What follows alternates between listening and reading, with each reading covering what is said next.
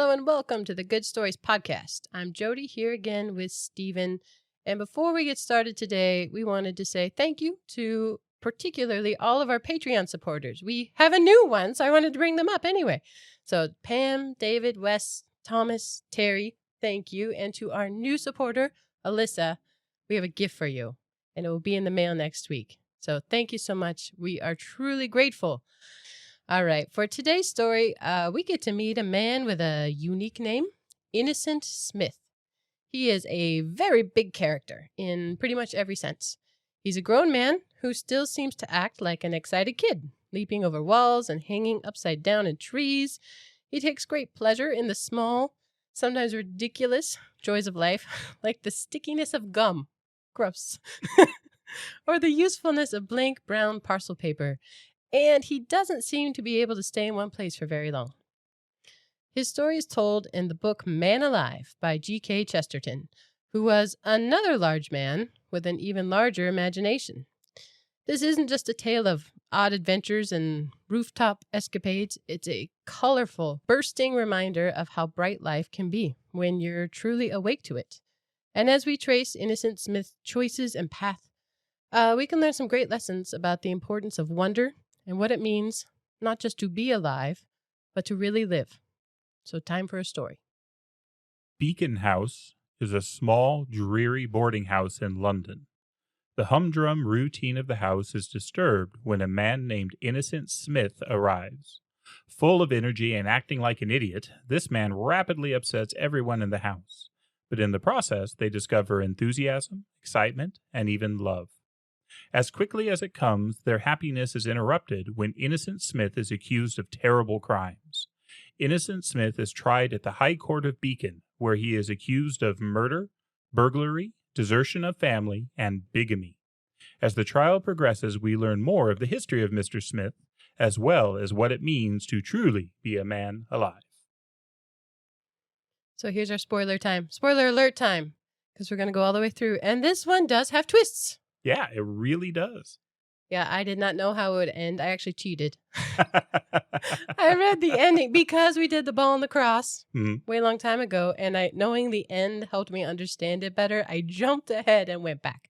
So we're not going to jump ahead, but we are going to go all the way through. Yeah. So be prepared. And as we've said many times, we don't really mind knowing the end first. To us, it's not a spoiler so much as just a foretaste of what's to come. So it adds context. I enjoy knowing the end. It helps me read things. So this one, again, is by Gilbert Keith GK Chesterton.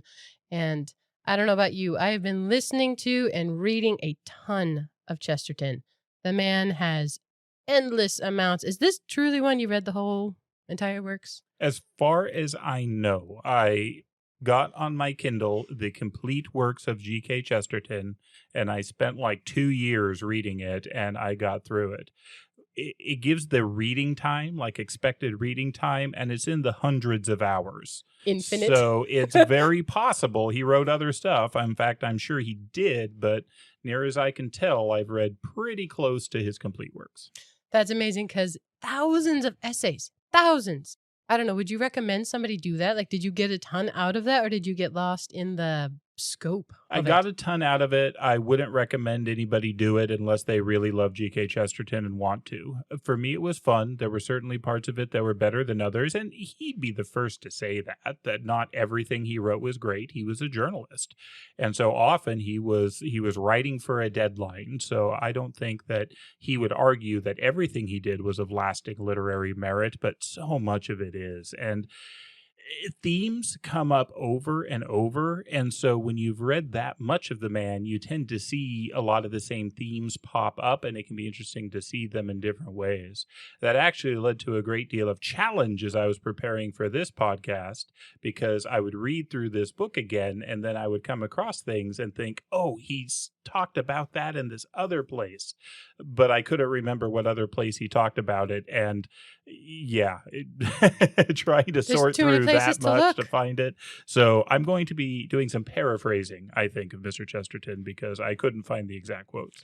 Me as well, because they overlap and there are similarities across essays and stories. So I looked because there are things in this that reminded me of The Ball and the Cross. And there is literally an essay called running after one's own hat, something like that, paraphrasing, but it came after this book.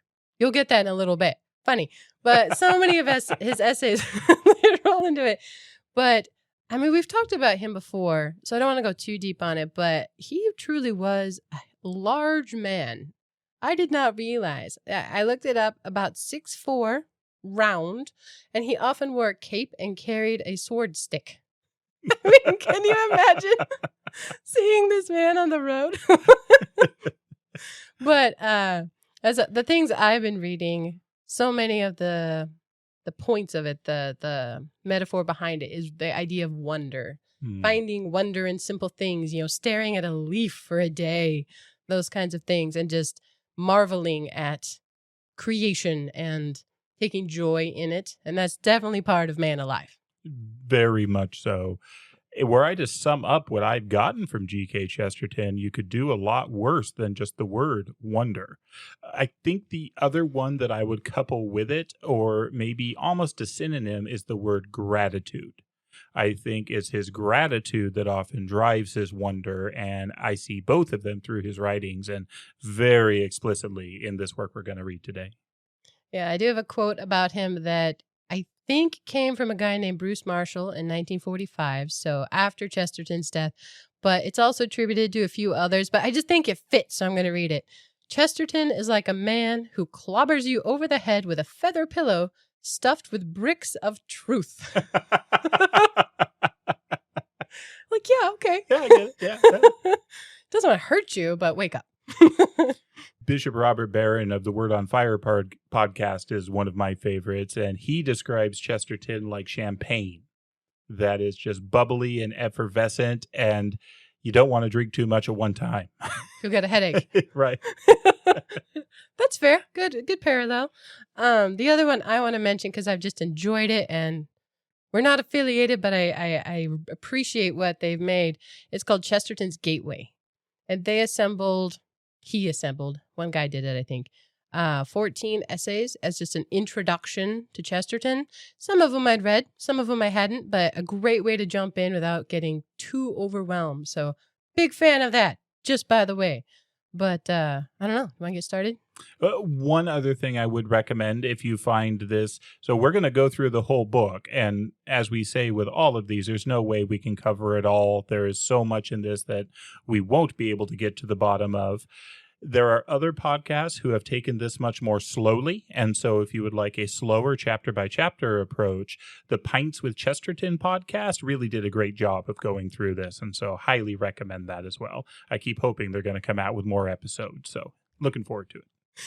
This book is split into 2 parts, and I guess we've made it sound really long. It's not that long of a book. There's just a lot in it. It is chock full of things and, well, enigmas. The first part is called The Enigmas, more than one, plural enigmas of Innocent Smith. First chapter is How the Great Wind Came to Beacon House. And I find it wonderful that this starts again with a wind. We have had several books that's the opening motif, a wind that brings in and drives thing. And we've talked enough about the winds now that I won't go into huge depth on it, but it is interesting that this is a west wind, whereas Mary Poppins was an east wind. And we talked about winds out of the east being cold and bringing storms and rain and winter. West winds are always warm and gentle and bringing luck. And so this starts with the west wind bringing a man to Beacon House. The idea of a boarding house is kind of foreign to me. I've read enough literature that I can wrap my brain around it, but that's not the way I tend to think. I've grown up in an age with people have houses, sometimes townhouses, sometimes apartments, sometimes condos, but not a boarding house, a place where you would live in community, where you would share meals, but essentially you're just renting. You're not family, you're tenants. Is that something you had thought about? I think it was more common in New England than it's ever been. I mean, we've mostly been West Coast oriented, so less common, but I think you rent a room. But there must be short-term and long-term ones. This is clearly a long-term one. These people have lived there 5 years. It's a long time to stay at a rental. To me, it's almost like a motel, kind of short-term, but these are much longer than that. So new to me, thing in London, I guess. But the This wind is labeled as a good wind that blows nobody harm. It's a very positive book. I marked the exact same thing. Yeah, and that's the tone from the beginning. There's something good coming. There's joy about to happen. But we don't see a lot of joy initially in the boarding house. Well, it's a very big wind. I mean, I was a little worried. It's a tempest. It's a windstorm, and it's causing laundry to dance like crazy, and all these things are happening that shouldn't. So it's definitely an active wind. But yes, the people, I think it's the men stay outside the boarding house. We kind of meet them. And then the women go inside. So we meet the ladies together and the men together. We start by meeting the ladies because they go inside. Because this wind is crazy. And there's two. There's Rosamund Hunt, Miss Hunt, who is portrayed. She's moneyed and a little snobbish, a little, I don't know, how would you describe her? They refer to her as an heiress. Mm-hmm. So somebody who is an heiress who, as you said, has money, but really no other interests. Doesn't tend to do much else. It's been interesting for some of these last books we've read where there's been wealthy people who are bored, who have no interest in life. It was a major theme in Jane Eyre, where these wealthy people were just looking for something to do. Rosamund seems to fit into that category. She has money, she's comfortable, she's well off, but she doesn't really seem particularly interested in anything. She also doesn't seem to be really looking for anything. She's just placidly bored. Yeah, and the other lady is Diana Duke, and she is the very efficient daughter of the landlady. You get the sense that she really runs the place, and she keeps it all together. But they're both young. Actually, all these people are young, and they're, I don't know, mid-20s. It doesn't specify, but I get kind of young. So maybe after college, maybe a boarding house is the next logical step when in London. I don't know. Yeah, boarding houses are strange to me, so I don't have a great idea on it, but it seems to be you got to find a place to live. They're living here. And it makes sense where both of them would be there, I guess, now that I think about it, because again, Diana Duke has a connection to the owner. She's the niece, and so that's kind of the home. And then Rosamund is just, she's got money, so I'll live here, I think. She's floating for 5 years. They've been here 5 years, and they have a shallow conversation. I have a quote from Rosamund. Oh, Rosamund's looking in the mirror. She's fixing herself after the big wind. She's like, somebody told me it's easier to keep one's head when one's lost one's heart. And Diana's response is, rubbish. So I don't get the sense that they're close. No, in fact, Rosamund even looks like she's hired somebody to be a friend. I guess this is a thing with wealthy people, too, that you would have a companion. Mm-hmm. I mean, it's not necessarily good for these wealthy young women to be alone. So she has a companion, Mary Gray, the color gray, who hangs out with her. We don't really meet her in this first part of it. But she does not speak. Says she looks like someone who has something to say, but keeps it quiet. So that's the ladies inside now. And then standing outside, withstanding the wind, are the men, and they're in hats. This whole idea of donning and doffing a hat and the need to keep a hat on a head, even in big wind, that's funny to me. People don't wear hats so much anymore. The one guy who is wearing a hat, a tall silk hat that's very solid, is Dr. Warner. He's going to be a fairly important person in this story, which is interesting because he doesn't actually live at the house. He is a very modern man. He is very intellectual. He studies and publishes, and he's really an expert, I think, on mental health. So he's kind of an early psychiatrist, right? I think so. And I wrote down the title of his most famous work, and it's just bleak sounding. The Probable Existence of Pain in the Lowest Organisms. Which does make you wonder what studies he was doing in order to find evidence of pain in a lower organism. Indeed. So definitely a dark guy. My favorite part of the paragraph with that title in it is the end of it. It says, in short, he undoubtedly had brains, and perhaps it was not his fault if they were the kind of brains that most men desire to analyze with a poker. This book is funny. You should know. Chesterton definitely had a sense of humor, and he writes with humor very well. So I laughed out loud several times just reading this book. So Dr. Warner, not a nice guy, not a fun guy. He's a cold guy. The reason he's there, though, is one of the boarders kind of idolizes him. One of the men is Arthur Inglewood. So Mr. Inglewood, Arthur, is not a doctor, but he really admires Dr. Warner. He admires his position in society. He admires his publishing, his intellect. And so he's kind of a hanger-on, a disciple student. And Dr. Warner is here to just, I guess, bask in the adulation of this young man. I get the sense he's invited, but Arthur, too, has a hat. But his is like a flimsy straw hat that he's holding on his head. I don't know. I like Arthur. I think he's cute. They call him both moral but also forgettable. Mm-hmm. He's always embarrassed. He's very timid. He's not confident in himself. So, yes, this Dr. Warner man, he aspires to be that. But truly, Arthur's way more likable without him. So, yeah, okay. That timidness, though, really shows up in our introduction of the next most important character here, and that's Michael Moon. Michael Moon is an Irishman. You get the sense that he's been around a little bit, and he's a bit of a troublemaker. Hangs out in bars, drinks, womanizes. He's that sort of guy. Apparently, he had been a journalist, but not a top flight or a top ranked journalist. And now he mostly just hangs out around this home. And it's interesting because he's talking with Arthur, and he tells him, he uses his name. He says, Inglewood, have you any friends? Arthur doesn't answer. Dr. Warner does.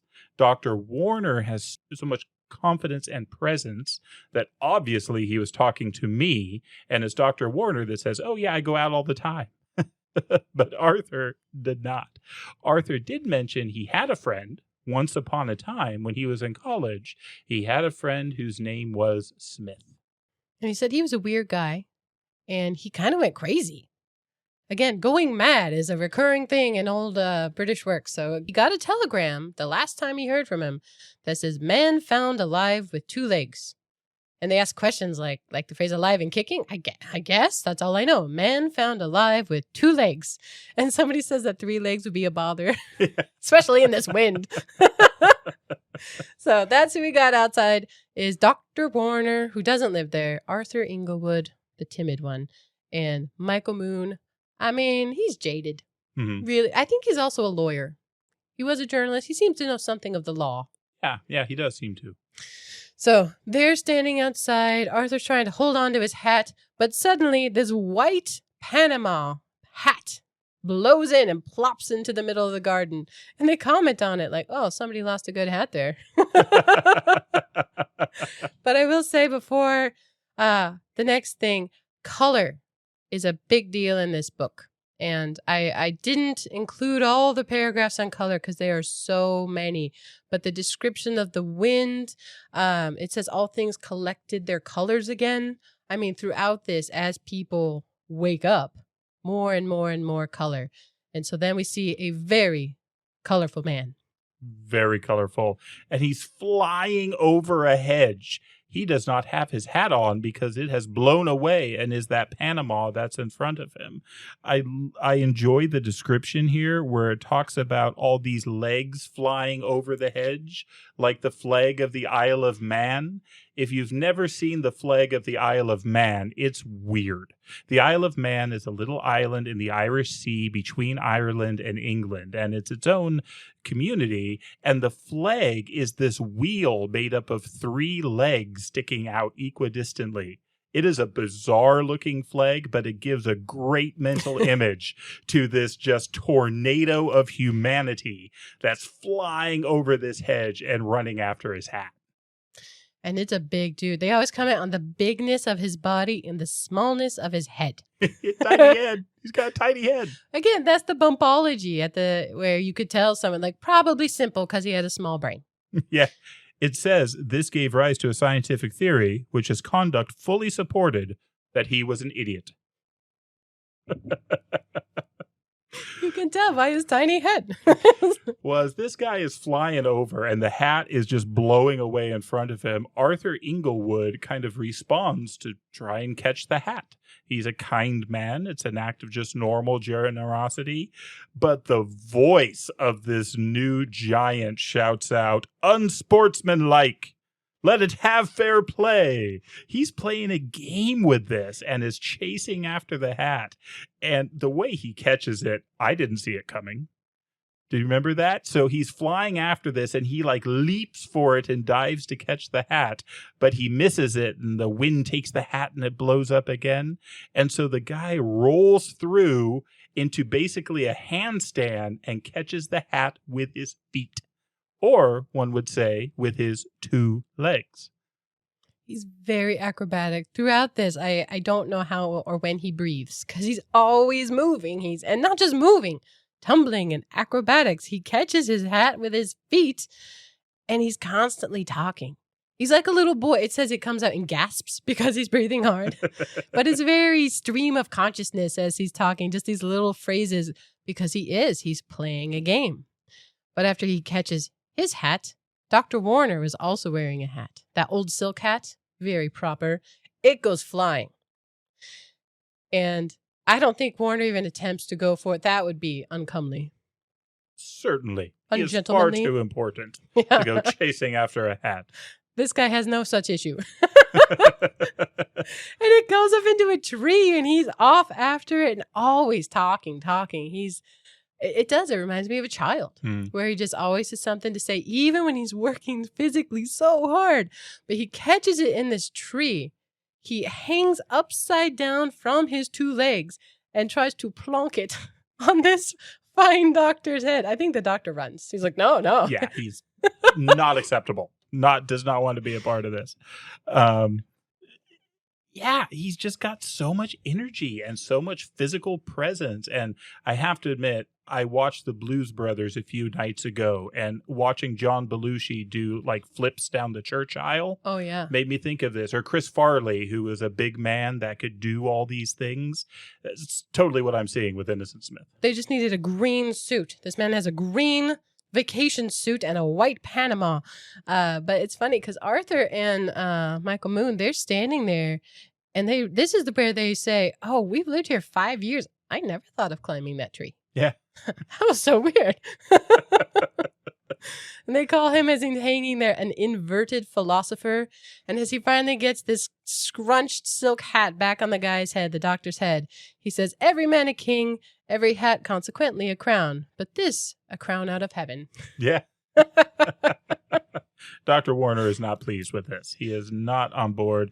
But Innocent Smith just keeps going. And I love his games because he talks about that it's weird that there aren't more games involving wind because he loved chasing after the hat like this. And he's got a whole bunch of ideas. He gets interrupted in the middle of one that I wish he finished. Oh, I know. Here's one of them. You take a lot of pepper. The wind. And then it breaks up. It's going to be exciting. That's going to be quite the game. Yeah. Memorable. Yeah. Michael Moon asked him, he's like, basically, why so much energy? How do you do that?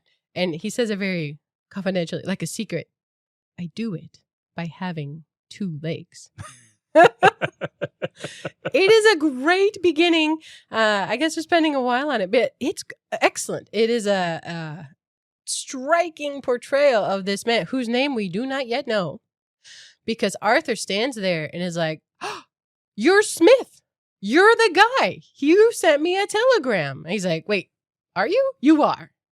And Innocent Smith's like, actually, I have a card right here. It has my real name on it and everything. And it blows away in the wind. Yeah, doesn't even get it out. It has his titles and all sorts of stuff. Yeah, doesn't get it out. It was going to be good. But so I got to talk about the essay. I believe it came out after this book, but it's called, I'll say it right this time, On Running After One's Own Hat. So it came out in 1915, and I think this was Manalive was published in 1900. I saw 1912, but either way, earlier than 1915. Definitely earlier. That's the point I was trying to make. But then On Running After One's Own Hat, I mean, that's absolutely what this man is doing here. And the doctor forbears. He's going to let his nice hat go because it would be embarrassing. You'd look like a fool to run after your hat in the wind, right? It'll get away from you. Innocent Smith does not care at all about looking the fool. And it says in this essay that people are prevented from it by this shame, this embarrassment. And at one point, Chesterton, the author, he actually congratulates a man in the park, in Hyde Park, for chasing after his own hat. And here's a quote. It says, I told him that a heart so benevolent as his ought to be filled with peace and thanks at the thought of how much unaffected pleasure his every gesture and bodily attitude were at that moment giving to the crowd. But the point of the essay that I took is really about adventures versus inconveniences, because he also uses an example of a jammed drawer. You're trying, you can't get the drawer open. Well, what an inconvenience. Or there's fly in the milk. Or you take it the other way, where this is a grand adventure and something joyful can come from it. That's what he's doing in this demonstration of Innocent running after his own hat and someone else's hat. He's got no shame. I think this is why I kept going through the entire complete works of Chesterton. It was really hard to feel sad or bad or depressed or pessimistic reading him, because he does just have this wonder and this gratitude, and it bleeds into you the more of it you read. It's slowly starting to bleed into the borders here, but right now they're just confused. What? I have 2 legs, don't I? I feel like he's got to be wondering. But Innocent gets a room at this boarding house. He's there to stay for some amount of time. And he's given a room at the top. He's very dramatic. He's got a Gladstone bag that's bright yellow. Again, with the colors. Everything about him is brightly colored. And the more people hang out with him, the more colors they start to notice. Yeah, very quickly out of the Gladstone bag, because he starts pulling all these things out of it. And one of the first things he pulls out is this line of bottles of wine. And the guy watching is thinking, well, he must be really a collector, because he could recognize some of these bottles and some of them were exquisite. But then he started to notice a pattern. The colors of the labels were in every color of the rainbow. And so the expensive ones were merely purchased to fill up that color in the rainbow, because there was also absurdly cheap ones of other colors to make up the full spectrum. He bought these because they're pretty. As a man who often buys wine based off what I think the label looks like, I appreciated this and really admired it. The rest of his luggage doesn't make sense either, because he has things that don't, or that really seem to matter or don't seem to matter, but they're covered in brown paper. Brown just parcel paper, but it's the paper that he really is interested in. And that too is from an essay. I think it's called On Chalk. Do you remember that one? Mm-hmm. Oh, I love it. So Chesterton was an artist. I think he failed art school or dropped out or chose something else. I'm not sure. I think he was able to make a living writing. And I don't know that he clicked with the worldview of the art school at the time, but yes, very much an artist and always was. I have heard people talk about his books, and the doodling is extreme. I mean, all manner of, sword fights and battles and things in the corners. So yeah, he always loved art. I should find copies of his illustrations. That'd be really cool. In this essay on chalk, Chesterton, the author, is off into the countryside because all he needs is brown paper. And of course it's brown, because white paper, you can't make it white. You can't add white to white paper. Brown is the proper color to draw on with your chalks. But when he gets out there, he left his white chalk at home, or he can't find it, and he's just crushed and devastated. But it sort of works itself out in the end. So if you want to know, go read Chuck. It's fun. It's a great twist. But anyway, there's brown paper on all his things because he needs that. Here's where it comments on his love of stickiness of gum. I'm not into that one, but it's okay. But he's in this room, and he demonstrates that men kind of matriculate up as men do, hey, how are you? But he's like, ooh, what's that door? And we don't know. I've been here 5 years. Why would I know what that door does? He finds a door up to the roof, like immediately, and they describe his legs dangling down as he's going to the roof. This man explores, and he notices, and he does something about it. And then he invites them to join in.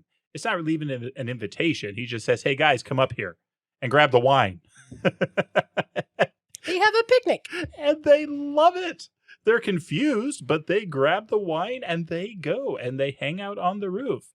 Now, Innocent is trying to get other people involved as well, and he hears music and is calling to other people. And so he descends to try and invite other people up. But this gives the two men some time to talk on the roof, this place they had never been and would never explore on their own.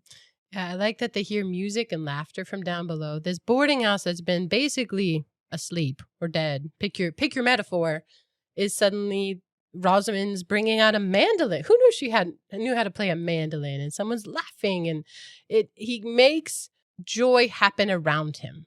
One of the quotes is that he created an atmosphere of comic crisis. Yeah. So everyone's a little put off or off put, but it's also exciting and it's fun.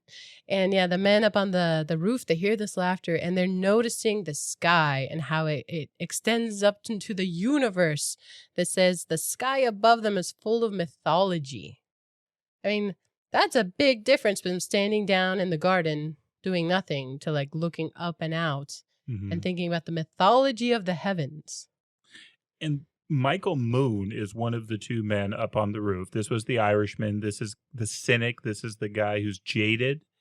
And this is the guy who enjoys a drink, or at least goes drinking a lot. Turns out he doesn't normally enjoy it, because this line here, I think, tells us a lot. He's up on the roof with Arthur. Innocent is downstairs. And he says, "This is about the thinnest and filthiest wine I have ever uncorked. And it's the only drink I have truly enjoyed for 9 years. There is something about the atmosphere. There's something about the attitude, something about the wonder that is bringing joy into this home." Already. And they're new to it. Yeah, and it's been like 45 minutes. Yeah. And Michael asks, he seems to like to ask Arthur offhand questions, but he asks him something like, have you heard that I'm a blackguard?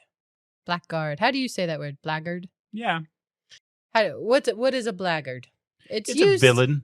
Dishonorable. A bad guy, somebody who is just as likely to rob you as to say hi to you. Is usually somebody who is into vile things, drink and gambling and theft and womanizing and those kinds of things. Yeah, and Arthur's like, no, I haven't heard that. And even if I'd heard that, I wouldn't think that about you. Like, he's so kind all the time and, wouldn't want to give offense ever. And Michael Moon's response is really interesting because he does do these things. He goes to bars. He seeks out women's company. But he's like, no, I am tame. I am the most tamed man ever. I've been tamed entirely by civilization. And he talks about his life on this loop where he doesn't do anything of his own now. It's just this repeated sad pattern. And this is where you feel his melancholy. And they've all had it in some flavor. Some version of melancholy. And he's describing Innocent Smith already. He says, I think there's some method in his madness. He may be mad, but it might be good. Two things I think about out of that. So one is, when I hear method to his madness, obviously it makes me think about Hamlet. So Chesterton is deeply read too and is referencing such things. But the other thing, one of Chesterton's common names you hear people refer to him as is the Prince of Paradox. And he loves paradox. In fact, I've spoken with people that can't read much Chesterton because that annoys them so much. They can kind of predict what he's going to say.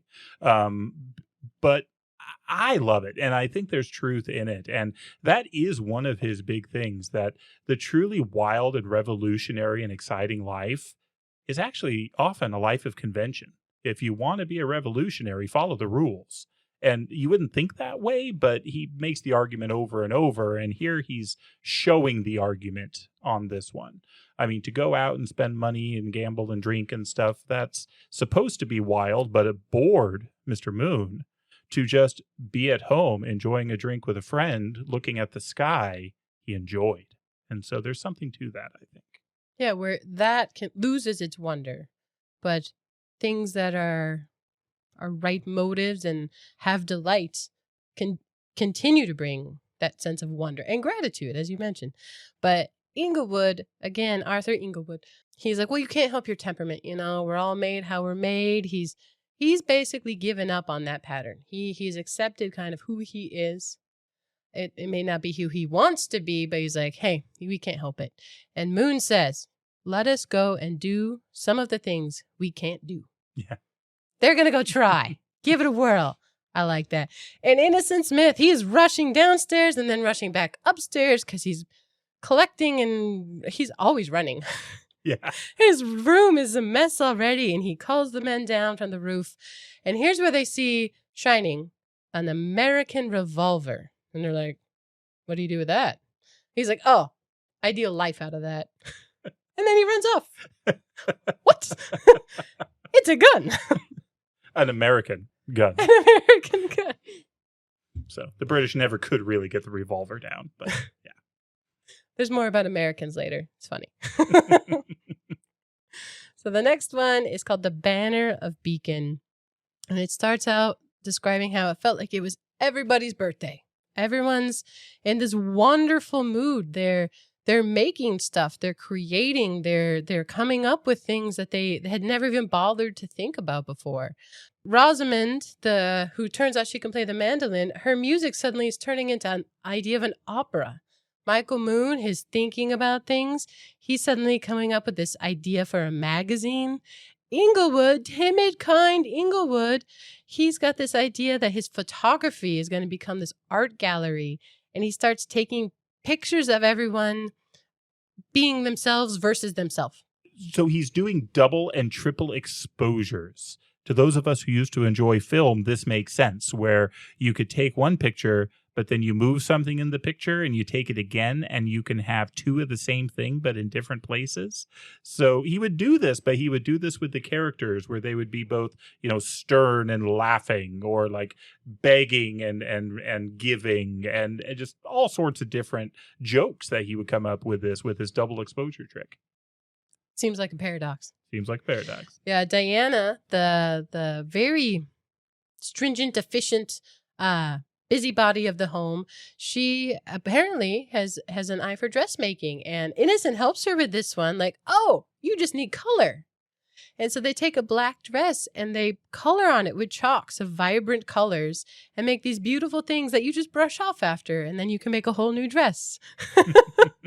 They're just coming up with all these ideas, and it does some comment about how when people really are happy and making things, that's when they come up with rules. They impose some order. They create something. And along those lines, I'm just going to read this quote. All sorts of things are about to happen.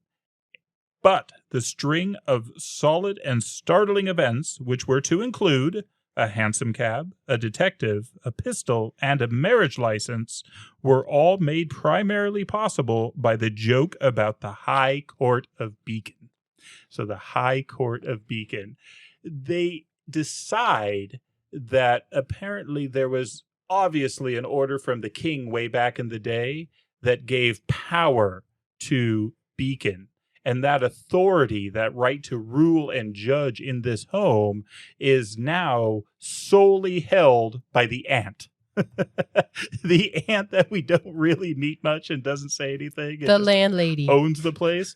She is the representative of the crowd. And therefore, they start coming up with all these rules, but they're ridiculous rules that they then portray to to each other. It reminds me of actually an old Navy experience. In the Navy, you have dining in and dining out ceremonies. One of them is very formal and very, very elegant. The other is just ridiculous, where you get together, you show up in your full dress uniforms, but there's a master of the revels, right? There's a guy in charge of it, and he just can order arbitrary rules. Every time you speak, you must put your right hand on top of your head and put your thumb in your mouth. Something like that. And then if you fail to meet these rules, there are penalties that get imposed that are equally ridiculous. And it just becomes more and more absurd. It's like Simon Says. Yeah, but with penalties that are fun. Right? So you're almost playing to lose in this. And that's what they do here. They start making this massive game. And out of this and these rules and the High Court of Beacon becomes this creativity. It also reminds me of the old, what am I thinking about? The medieval court, or it reminds me of the old courts of love, which happened in kind of the late medieval, early Renaissance period. The idea that there would be a group, usually the ladies in a group, who would have the authority to decide whether people were acting rightly according to the rules of love. And again, there were awards and penalties, and it's ridiculous and fun and absurd, and it's just littered here throughout these pages as they're talking about the High Court of Beacon. The rules are very specific, and Innocent Smith is on board. I mean, he runs with it. He's like, every household should have the legal right to kill their son, but because nobody would then ever kill their sons, and they talk about, yes, this covers arrests and criminal inquiries. There's going to be local patriotism. That too goes to a Chesterton essay about meeting the people around you and finding wonder in those around you and your experiences there. There's an extensive conversation about Swiss Family Robinson. Yes. Where, I don't know, do most people know that story? I only know it from the Disney. I've not read that book. Yeah, we grew up watching the Disney. I don't know if most people know it. It's a family. They get stranded on an island, but there's always stuff that they need. They're really never in want. They're close as a family. And that's the point they make here, is that when you're out there in need, you find what you really want. You will not be left in need. You'll make do is part of it. And here he's like, hey, there's a canopy out back. I mean, there's like 2 holes in it and a broken leg, but no big deal. They're talking about jewelry for decoration, and Miss Rosamond's bangles, that she's got a gold one. That'll do, And here Rosamond says, all that glitters is not gold, but this gets a response. The poetic response is, all is gold that glitters, tree and tower of brass, rolls the golden evening air down the golden grass. Kick the cry to Jericho, how yellow mud is sold. All is gold that glitters, for the glitter is the gold. I wrote down that last line. All is gold that glitters, for the glitter is the gold. So explain this one to me, brother, because to me, the all that glitters is not gold is totally Aragorn in Tolkien. So this threw me off. He's arguing with Aragorn? Wait. Aragorn comes later, but what does he mean by that? Because gold is mentioned throughout, like I mentioned, a lot about color. Gold in the light, gold that they're wearing, gold in the sky. And is that the point, that if you see the glitter, that is the true thing of value? That's what I think he's saying here, that you can enjoy that. That glitter is gold if you experience it as gold. He talks too about how, hey, we're the High Court of Beacon. We can make whatever we want gold, right? All these things we could say are worth value. But the fact that it has beauty, the fact that there is shine and brightness and glitter, that is the gold. I think the true worth of it is not, here's what I can buy with it. It's, here's what I can experience from it. That's good. So as they go after that, Rosamond, the money lady, says, well, he's crazy. She likes gold. She has gold. And Moon says, no. Then, he came to visit us. He's not crazy. We are. Mm-hmm. He's the doctor. And she's offended by this. She does not like the idea of this at all. And she's talking about habits.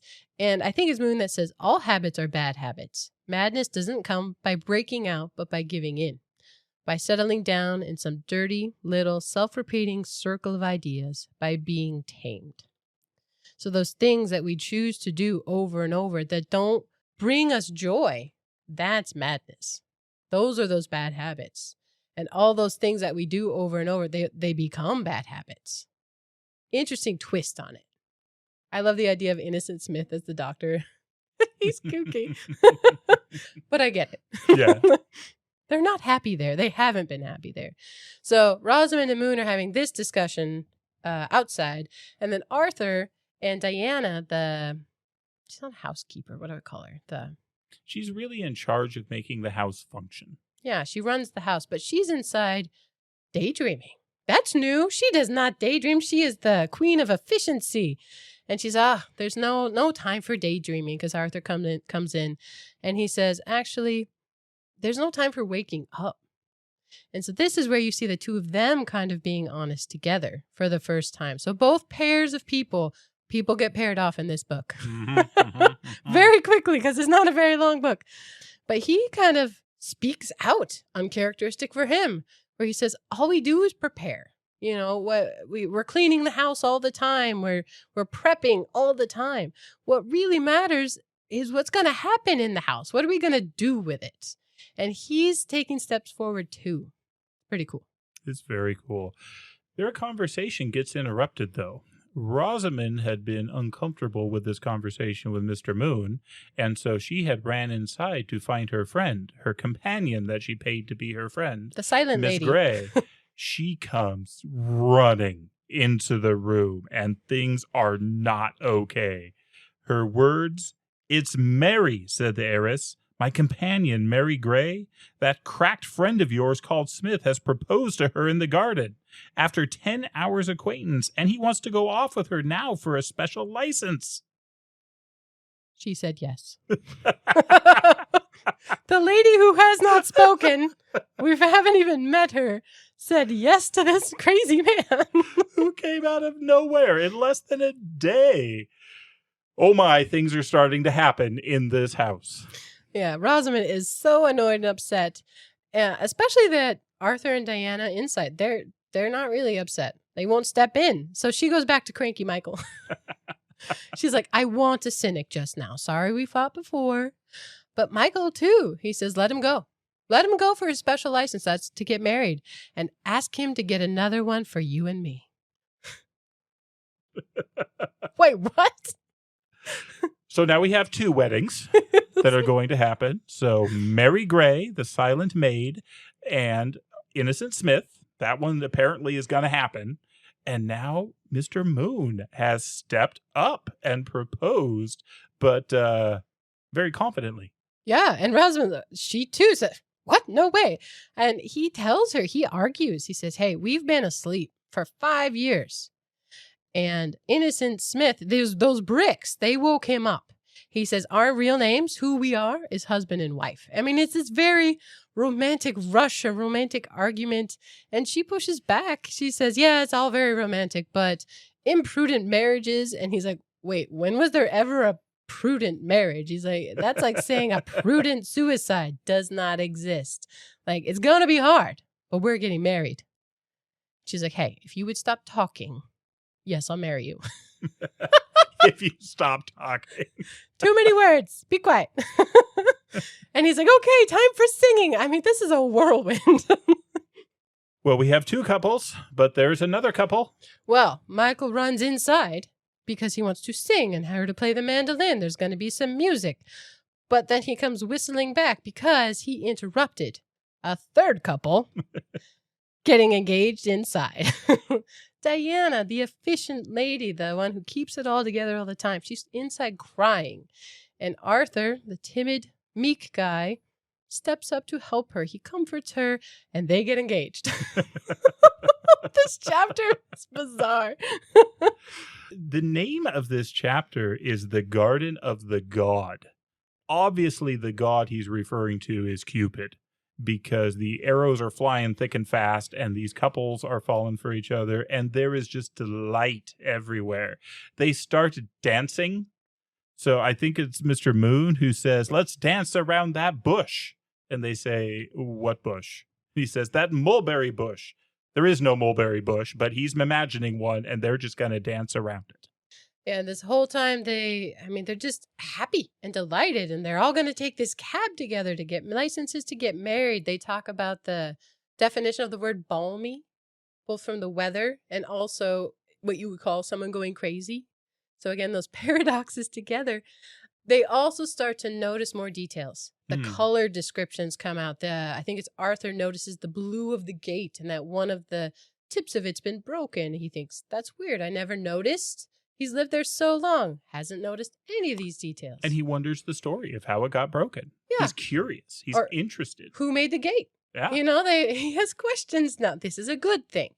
But suddenly, Dr. Warner, the guy with the serious silk hat, shows up. Same hat, or a new one. The other one got crunched in the wind. But he shows up because Rosamond sent a telegram to him when she was upset to say that this crazy man is taking my companion away. Yeah. And so here, I love this quote. It says, now, when you are an eminent physician and are wired for by an heiress to come to a case of dangerous mania, and when, as you come in through the garden to the house, the heiress and her landlady and two of the gentlemen boarders join hands, dance round in a ring, calling out, "It's all right, it's all right," you are apt to be flustered and even displeased. Yeah, this was one of the parts I laughed out loud. That does seem a little flustering, yes. He brings another man with him, and I think at this point all we know about him is that he is a fishbone face, which is a great description. A fishbone face. The other part about him showing up is he sees Arthur Inglewood. And if we remember, Arthur was his disciple. Arthur thought he was the greatest thing ever. And now Arthur is acting like a lunatic. And he says, "Arthur, what are you doing? What's going on?" And he says, "Good news, doctor. I came up with a great medical discovery. It turns out that health is catching too. We all think about diseases being catching, but he says, no, happiness, health is catching too, and we've all caught it." And Rosamund tries to talk the doctor out of it. She's like, no, I made a mistake. Wait, it's all good now. And she says, how can I convince you? We're happy enough to humiliate ourselves. They are happy enough to run after their own hats right now.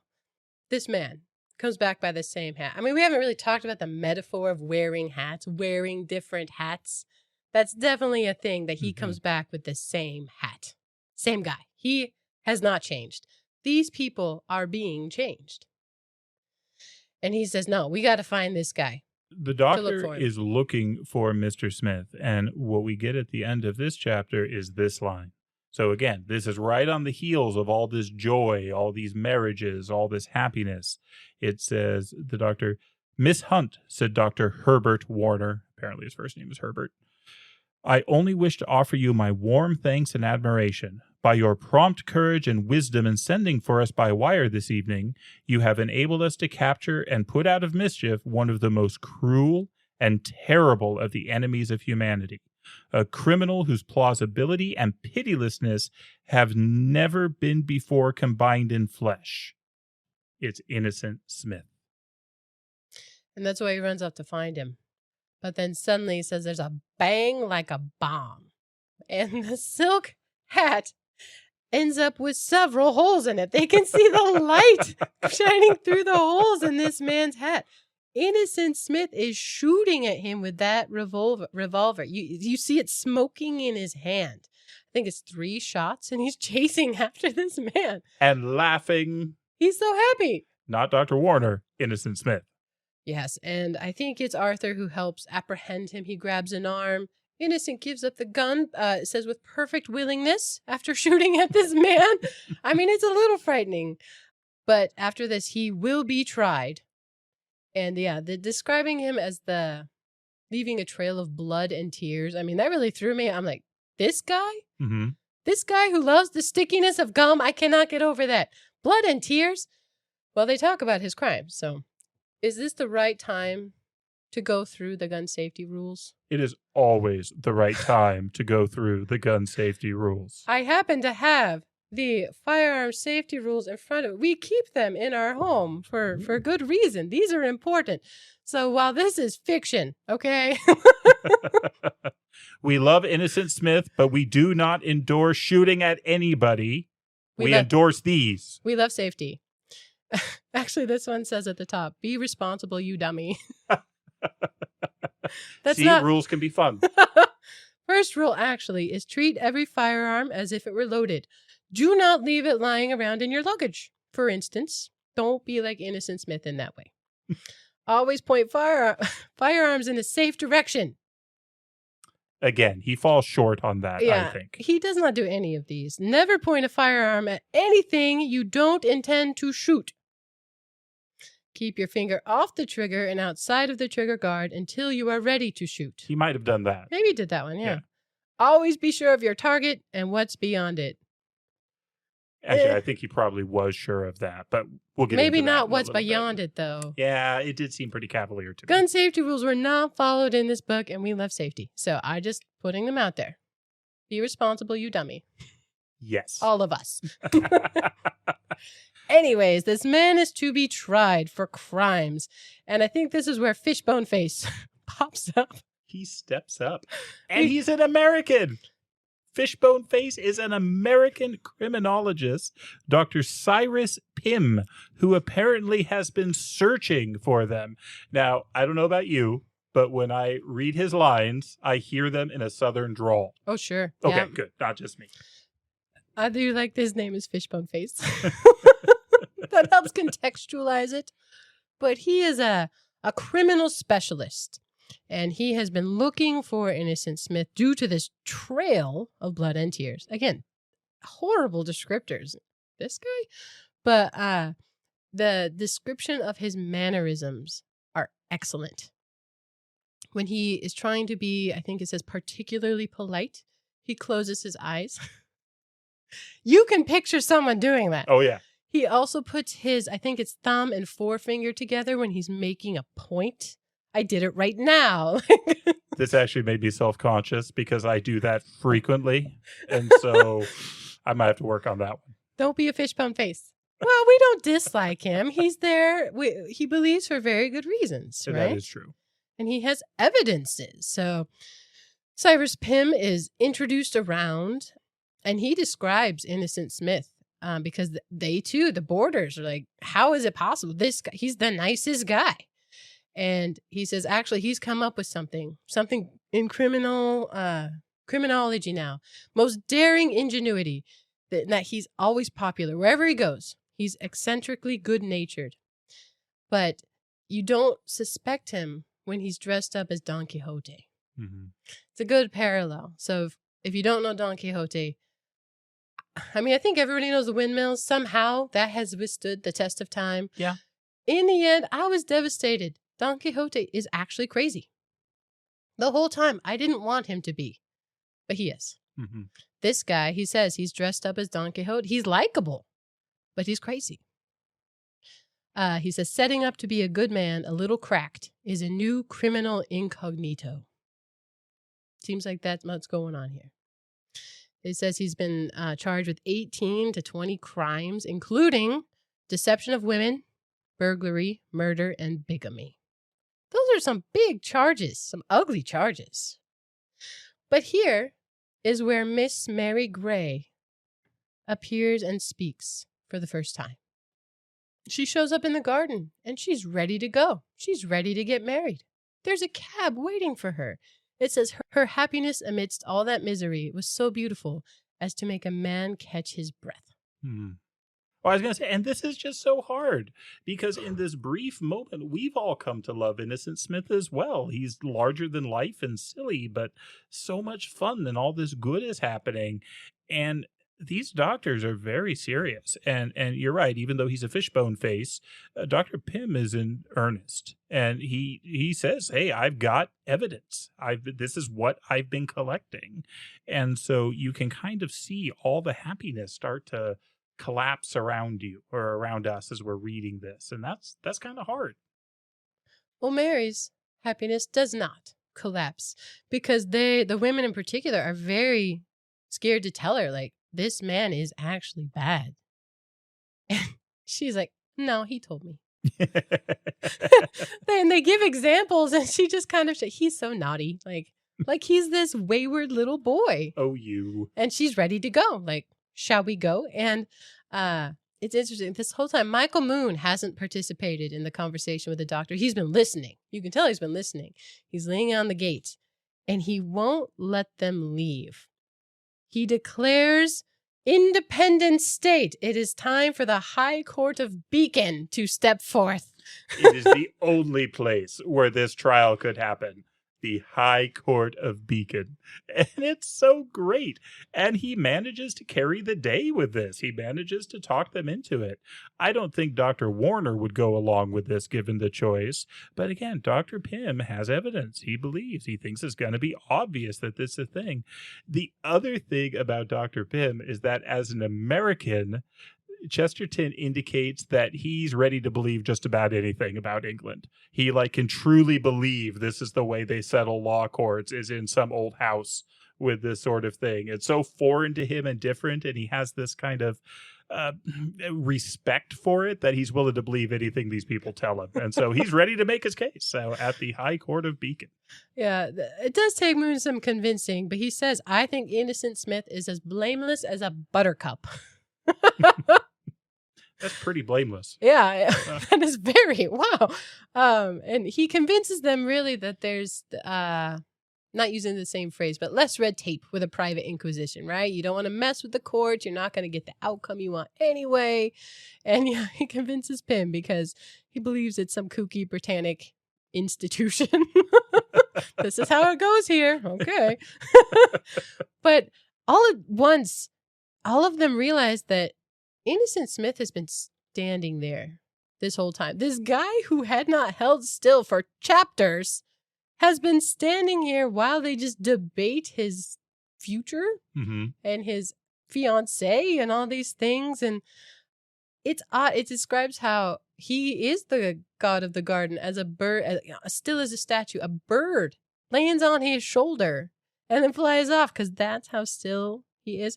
What do you make of that? I thought that was so jarring. Maybe it's just one of those paradoxes. It's a paradox, but it's also a very intentional one, because this is where we get into the concept of the allegorical practical joker, which is the name of this chapter. And this gets elaborated to some degree by Mr. Moon. And I can't remember if it's in this chapter or one of the next ones, but where he says, everything he does, there's a purpose. And it highlights and demonstrates something. And so him being still and silent there absolutely highlighted and demonstrated something. The next thing that happens also highlights and demonstrates something, because the cab is there. A bag has already been put in the cab. And somebody says, oh, will you get my bag for me? Oh, Mary says, well, he needs his bag. And he's like, I'll get it. He's been still as a statue.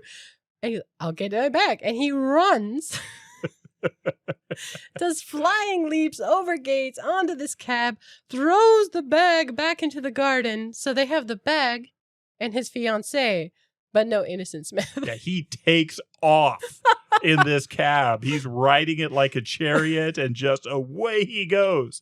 And the doctors we've lost him. What an idiotic thing. We've lost him. He's gone. What an easy way to make an escape. He tears off, and they know that they have his bag and his fiancée. So he must come back at some point, right? Any man would. I think the rest of them go inside. Moon says, I want to talk to Arthur in the garden. Everybody else go away. And here's where he talks about hieroglyphics. And I thought, what? And Arthur Inglewood thought, what? But that's what he's saying, is that all that stuff he did meant something. There's a way to solve this puzzle. There's some meaning and solution to it, just like hieroglyphics. They weren't talking, but they had meaning. And they're walking through the garden, and it's getting dark, and then suddenly this large thing pops up over the gate. And Arthur's scared. He's like, are you innocent? He's like, I call myself Roland, Oliver, Isaiah, Charlemagne, Arthur, Hildebrand, Homer, Danton, Michelangelo, Shakespeare, Breakspeare. He's like, oh, okay, Tim. And he comes back in. And here is where Arthur Inglewood uses it's an expletive. Man alive. One word, man alive. And Innocent Smith yells, that's right, that's right. Now you get it. Yeah, that's my real name. Man alive. And that is the end of part 1. So part 1 was the enigmas of Innocent Smith. Part 2 is the explanations, more than one, plural, of Innocent Smith. And the High Court of Beacon begins. And the way they set this up is so much fun, because it's like when we built forts as kids. Yes, I thought that too. Well, we're, what do we have? We got this chair and this blanket and these books. And so they come up with, a prosecution table. They come up with a defense table. They use the canopy with the holes in it. Good thing. Do you remember Grandma's cardboard bricks? Yes. They were just like printed bricks, but they were hollow. Oh, yeah. We played with those forever. Oh, they were the best. Yes.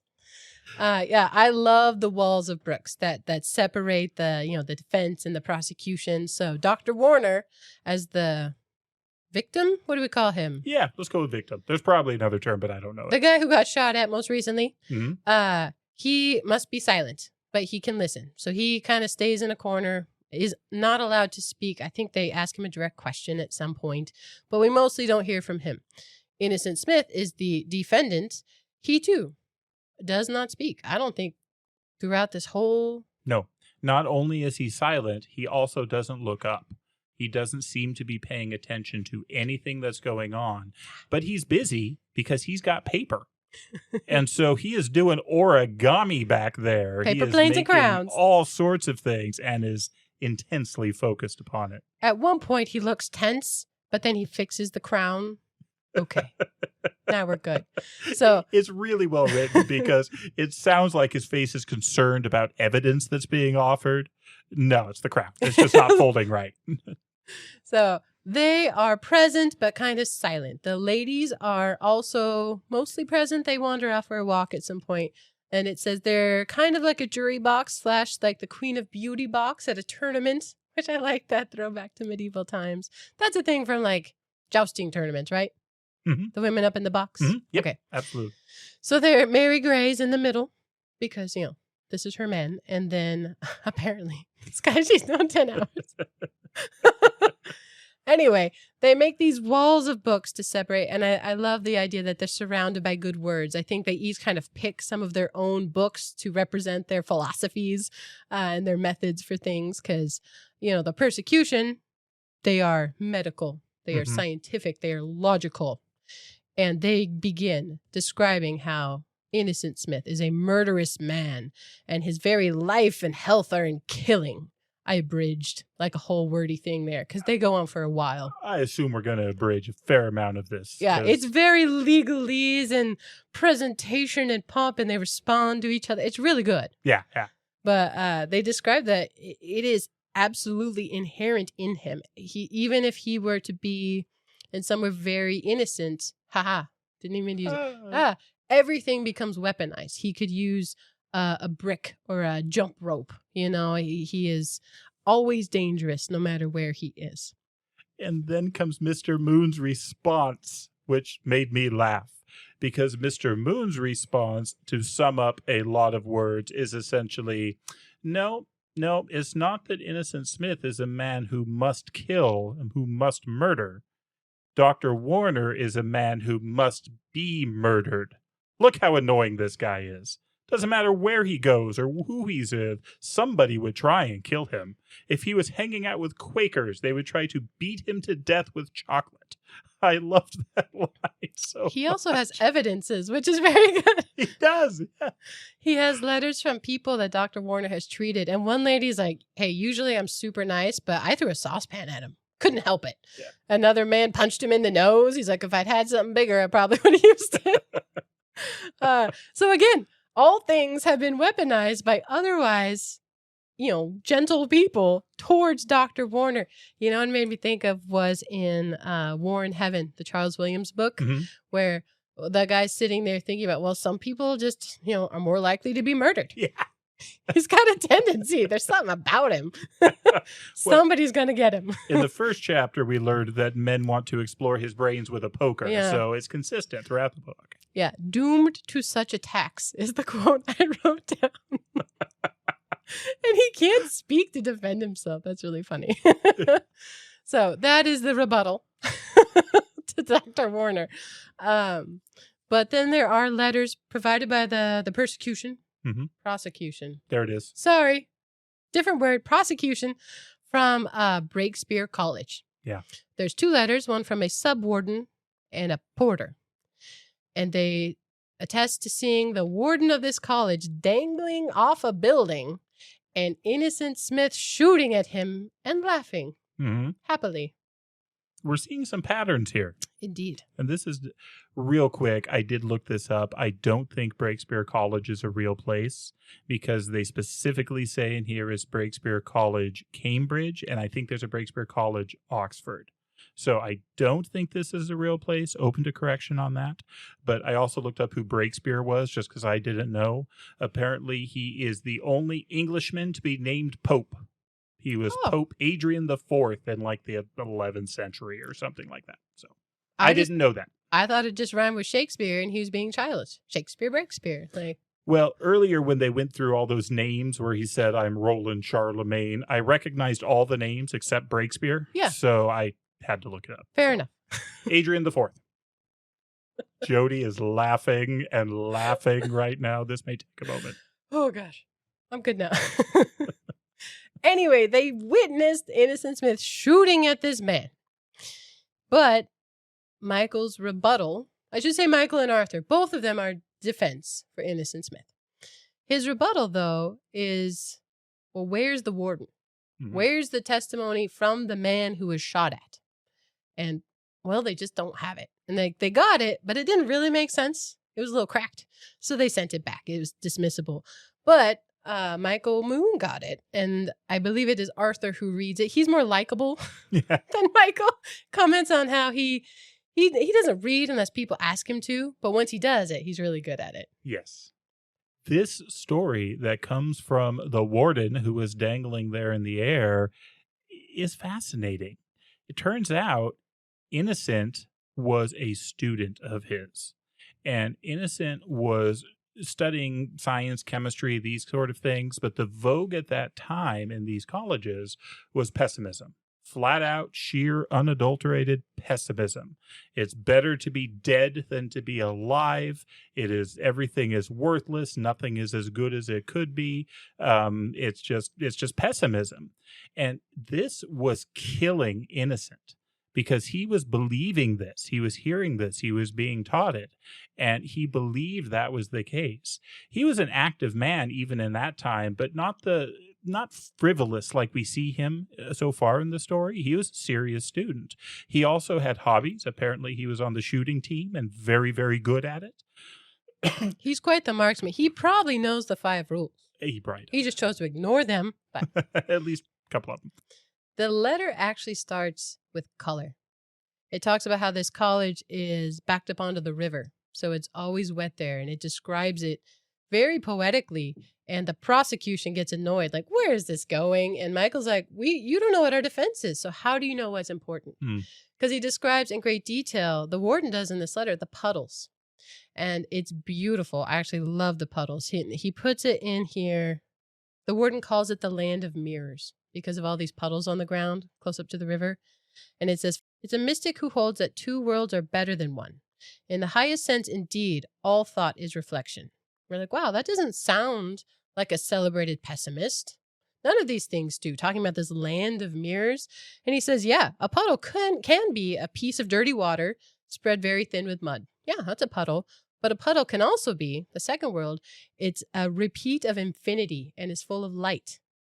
Okay, so he's already talking through these things more as a philosopher than a pessimist in this letter that he's retelling the story about Innocent. Because he does say Innocent came to see him, was full of melancholy. He is so low. He is not just depressed. He is near suicide. I mean, he comes to the warden because he looks up to him. And here, the warden actually, looking back, he's describing colors as discordant, as cries of pain. He's like, did you know there's an apartment over there with spotted blinds? You can go look at them. They're ugly. And he says, an omniscient God would strike us dead and put us out of our pain. So the only logical explanation is that God must be dead. I mean, it is wildly bleak, them reasoning through these things. Entirely bleak. They make a parallel to putting a puppy out of its misery. The puppy's going to struggle, but it's the kinder thing to do. And here's where Innocent pulls out his gun. And you spoke about this with Chesterton back when we did the ball and the cross. The idea that a lot of what Chesterton does is illustrate what happens when you take your philosophy to its conclusion, when you really work it out. And in this one, the conclusion is it would be a mercy for Innocent to kill his professor. And so he pulls out the revolver and says, I'm going to do it. And there are tears in his eyes, and there's really love in his eyes, too. He says, I wouldn't do this for just anybody. I'm doing this because the result of our thought processes is you are better off being killed. Don't worry, I'm going to hang for this. I wouldn't do this for anyone, but I'll do it for you. He says, I'll help you out of your hole, old man. And the old man, the warden says, no, don't kill me. You know, I mean, as soon as this becomes a real possibility, he said, no, don't do it. And he's backing out the window. And his innocent refers to that puppy. He's like, he told me the puppy would struggle. I mean, it's really bleak. And this took me to another essay of Chesterton's where he talks about it's not, well, here's a quote. Poets do not go mad. Chess players do. It's people full of only reason, only rational, who basically rationalize themselves into a corner. I wrote down the ball and the cross as well, where their sphere gets narrower. Because if that's the only truth, what is explained becomes this very small circle. You have to make sense of it very small, or you give up. Yeah. I think the follow-up line from that one with the chess player and the poet is something to the effect of the poet is always trying to get his mind out into the universe to expand it to bigger things, where the chess player is always trying to cram the universe into his brain and it can't hold it and it cracks. It splits, yeah. It says that they lose everything except their reason. All the rest is done away with. And that's what you see here. But as this man, this warden, is being advanced upon by this man who was going to kill him, he's hanging out the window trying to argue his way out of what he just said. He just taught this student. The sun comes up. And the quote is, it seemed to put color into everything. It references the gathering glory of the sunrise and the birds singing. I mean, this is a moment of revelation to Innocent Smith. Mm-hmm. As this man who just told him it would be better for us to be dead begs for his life. There's some kind of revelation about the nearness of death showing us what really matters. What is life truly? Mm-hmm. Even the villa with the spotted blinds looks beautiful. This thing that they were criticizing as dirty and debased, they're looking at it. And at this point, the professor is, as you said, begging for his life. Says he'd give anything to get back. And give anything, cried Smith? Then blast your impudence. Give us a song. The price of his life is that he sing a song. A hymn. Yeah, it's the most appropriate. And the hymn is, I thank the goodness and the grace that on my birth have smiled and perch me on this curious place, a happy English child. That was the price of his life, was to express gratitude in song. And that's amazing. I can't remember where, at some point, it's not in the middle of the letter, but they asked Dr. Warner, this is when, the only time he speaks during the trial, well, like, what happened with you guys right before he started shooting at you? And he's like, Innocent asked me if it was my birthday. And Dr. Warner says, no, I don't celebrate my birthday. Birth doesn't seem like something we're celebrating. And that is when Innocent Smith shot at his hat. Mm-hmm. This marksman is shooting in this letter at his teacher, and he hasn't put his hands in the air.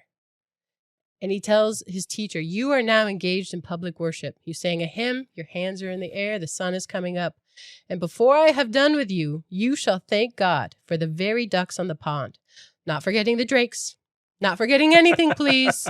You shall thank heaven for churches and chapels and villas and vulgar people and puddles and pots and pans and sticks and rags and bones and spotted blinds. And here's where he fires another 2 rounds. Yeah. And the warden stays very calm now. He kind of gets it now. Can I read the line?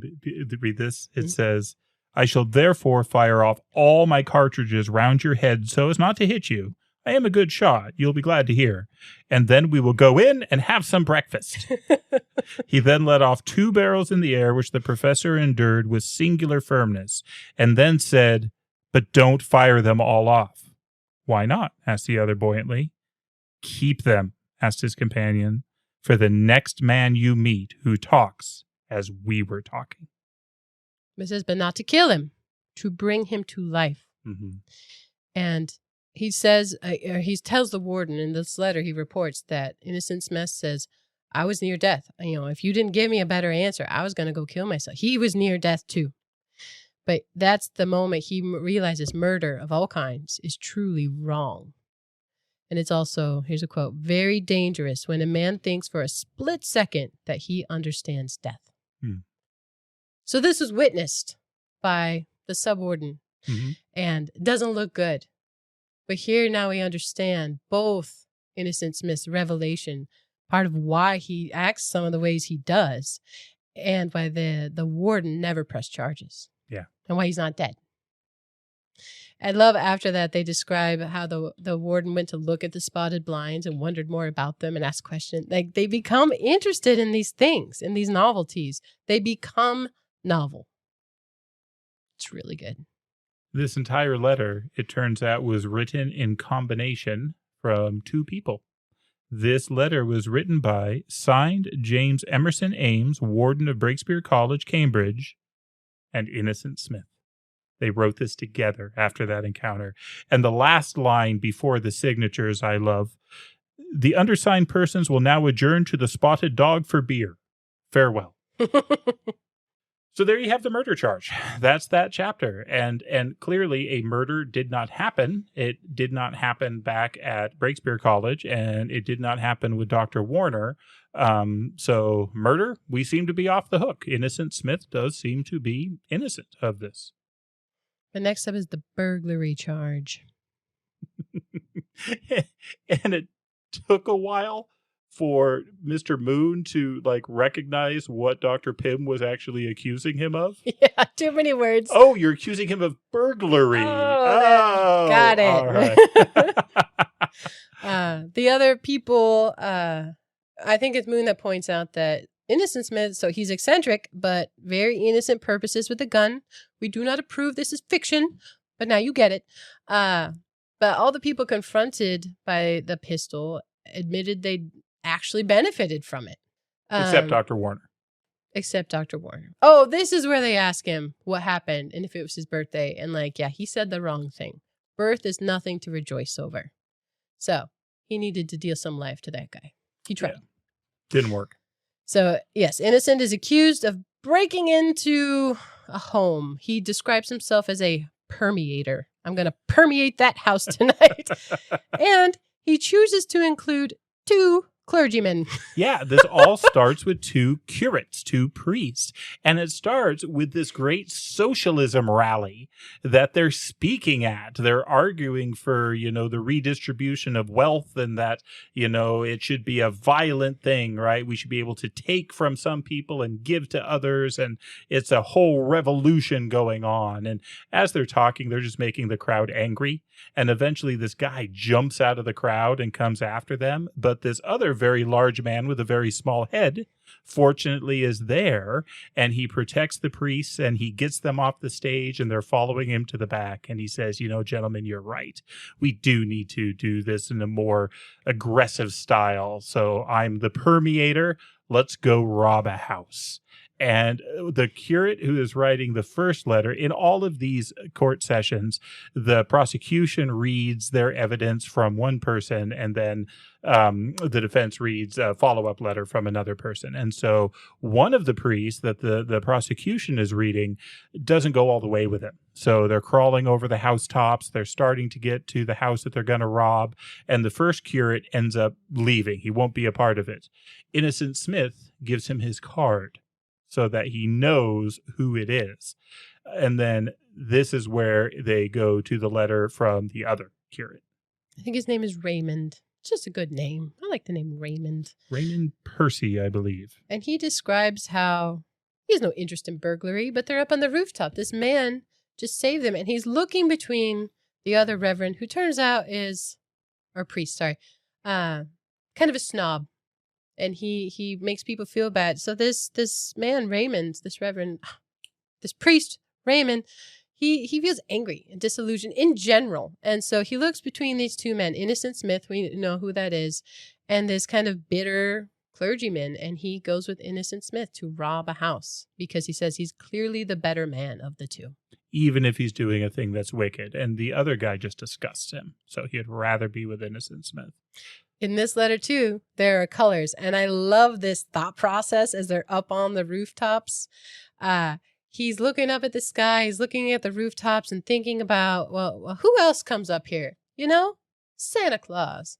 He goes through this whole mental process about Santa Claus on the roof.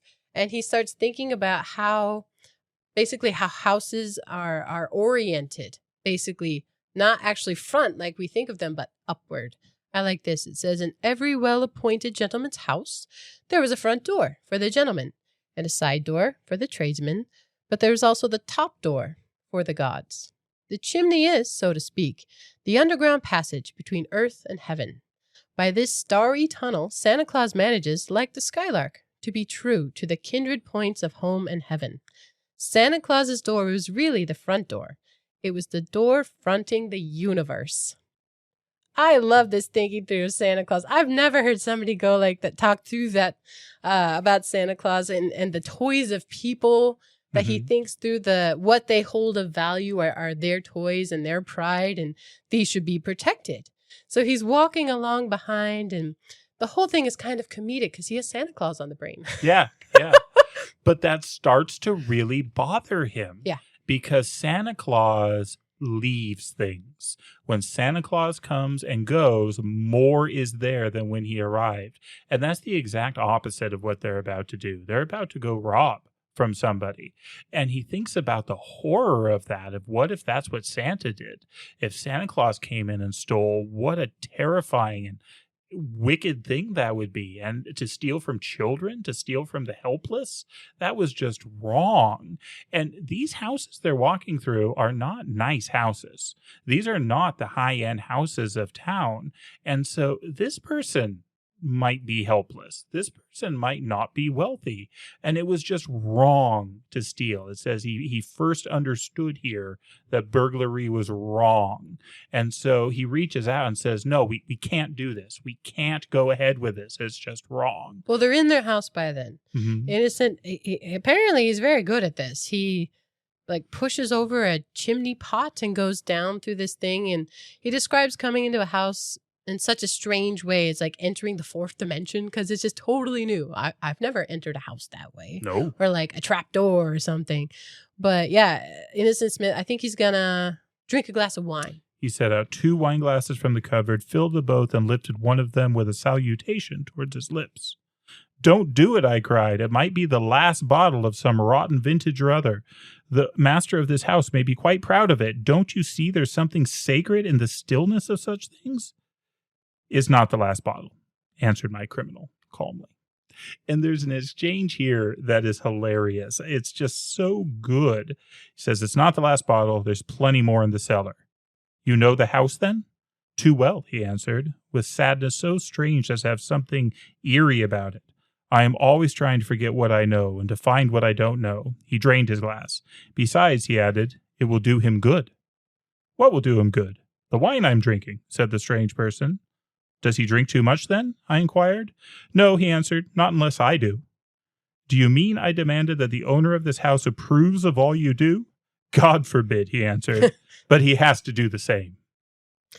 Yeah, I took the next part. He says, I'm always trying to find him, to catch him unawares. I come in through skylights and trapdoors to find him, but whenever I find him, he is doing what I'm doing.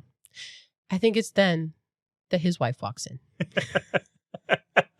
She's very calm. This priest is so bewildered. It's his home. He breaks into his own house regularly, apparently. And his wife is described very lovely here. It says, framed in the open doorway stood, with an air of great serenity, a rather tall young woman, definitely though indefinably artistic. Her dress the color of spring, and her hair of autumn leaves, with a face which, though still comparatively young, conveyed experience as well as intelligence. All she said was, I didn't hear you come in. And the priest ends up staying all night. It's like the Innocent Smith apologetics night, just why he thinks the way he thinks and what he thinks about it. I mean, he describes himself as a fanatic of the joy of life. And this is where he tells someone that once he figured it out, he had to send a telegram. This is the telegram he sent to Arthur back at the school. A man with 2 legs found alive. Yeah. That's how he could phrase it. And that was actually the warden, though, wasn't it? That was hanging? That was the man alive with 2 legs? Mm-hmm. Yeah, That's just so very cool. And there's a passage here that I want to read as well. And again, I'll try not to read all the rest of this, but I think this sentence here speaks to what GK Chesterton is trying to do. It says, "I don't deny," he said, "that there should be priests to remind men that they will one day die. I only say that at certain strange epochs, it is necessary to have another kind of priests, called poets, actually to remind men that they are not dead yet." And I love that. They're not dead yet. Yeah, and he describes how he takes risks. I mean, he is headlong. He even endangered a lady in a rowboat, kind of on accident, but he saves her, and then he married her. That was his wife who walked in. They use the word transmogrified. This is after the letter's read, but I had to call that out because I think it's a fake word. And it made me think of transmogrifier from Calvin and Hobbes. That's where my mind went. But I think transmogrified is a real word, and it's a mix of transmogrified, meaning to like change into something new, but kind of strange. The transmogrifier, Calvin's box, you can change into anything. It's great. But I also think it's a mix of like transfigured. So you're twisted into something new and strange. Transmogrified. That's in the legal speak while they're discussing the burglary. So yeah. He is also seemingly acquitted from the charge of burglary from his own home. So we've cleared burglary, we've cleared murder, but the prosecution actually thinks that they've just scored a point. They think that this is actually a very, very good thing for them because they say, hey, wait a minute. That's his house? Yeah, it's his house. So he's not a burglar because it's his own house. Yeah, he's not a burglar because it's his own house. Where his wife lives. The wife. Isn't he about to go marry Mary Gray? So this is where they go into the next charge, the charge of desertion. This beautiful woman in this house that we've just met, he deserted her and is now going to try and marry this other woman. And that brings us into next chapter called The Round Road or The Desertion Charge. So this chapter bothers me a little bit, but I get it. The point of it is good in the end, so stick with us here. It's an illustration of something good in a kind of a strange way. But the defense here says, well, we got all these letters from Miss Gray. And the prosecution think, how did she get them? That's so strange. But she's no longer in the room. They don't actually ask her about it. But they're talking about a letter from the gardener at that house.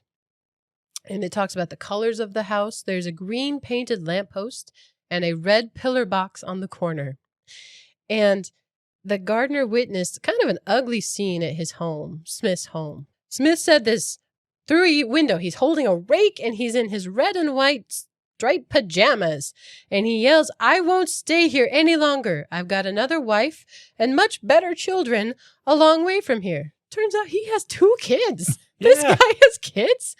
My other wife's got redder hair than yours, and my other garden's got a much finer situation, and I'm going off to them. So he takes his rake, he's got his PJs, and he goes. Down the road. It's kind of ugly. It's really ugly. I mean, that's a horrible thing to witness and to see. And what then happens is we get these series of letters about his travels.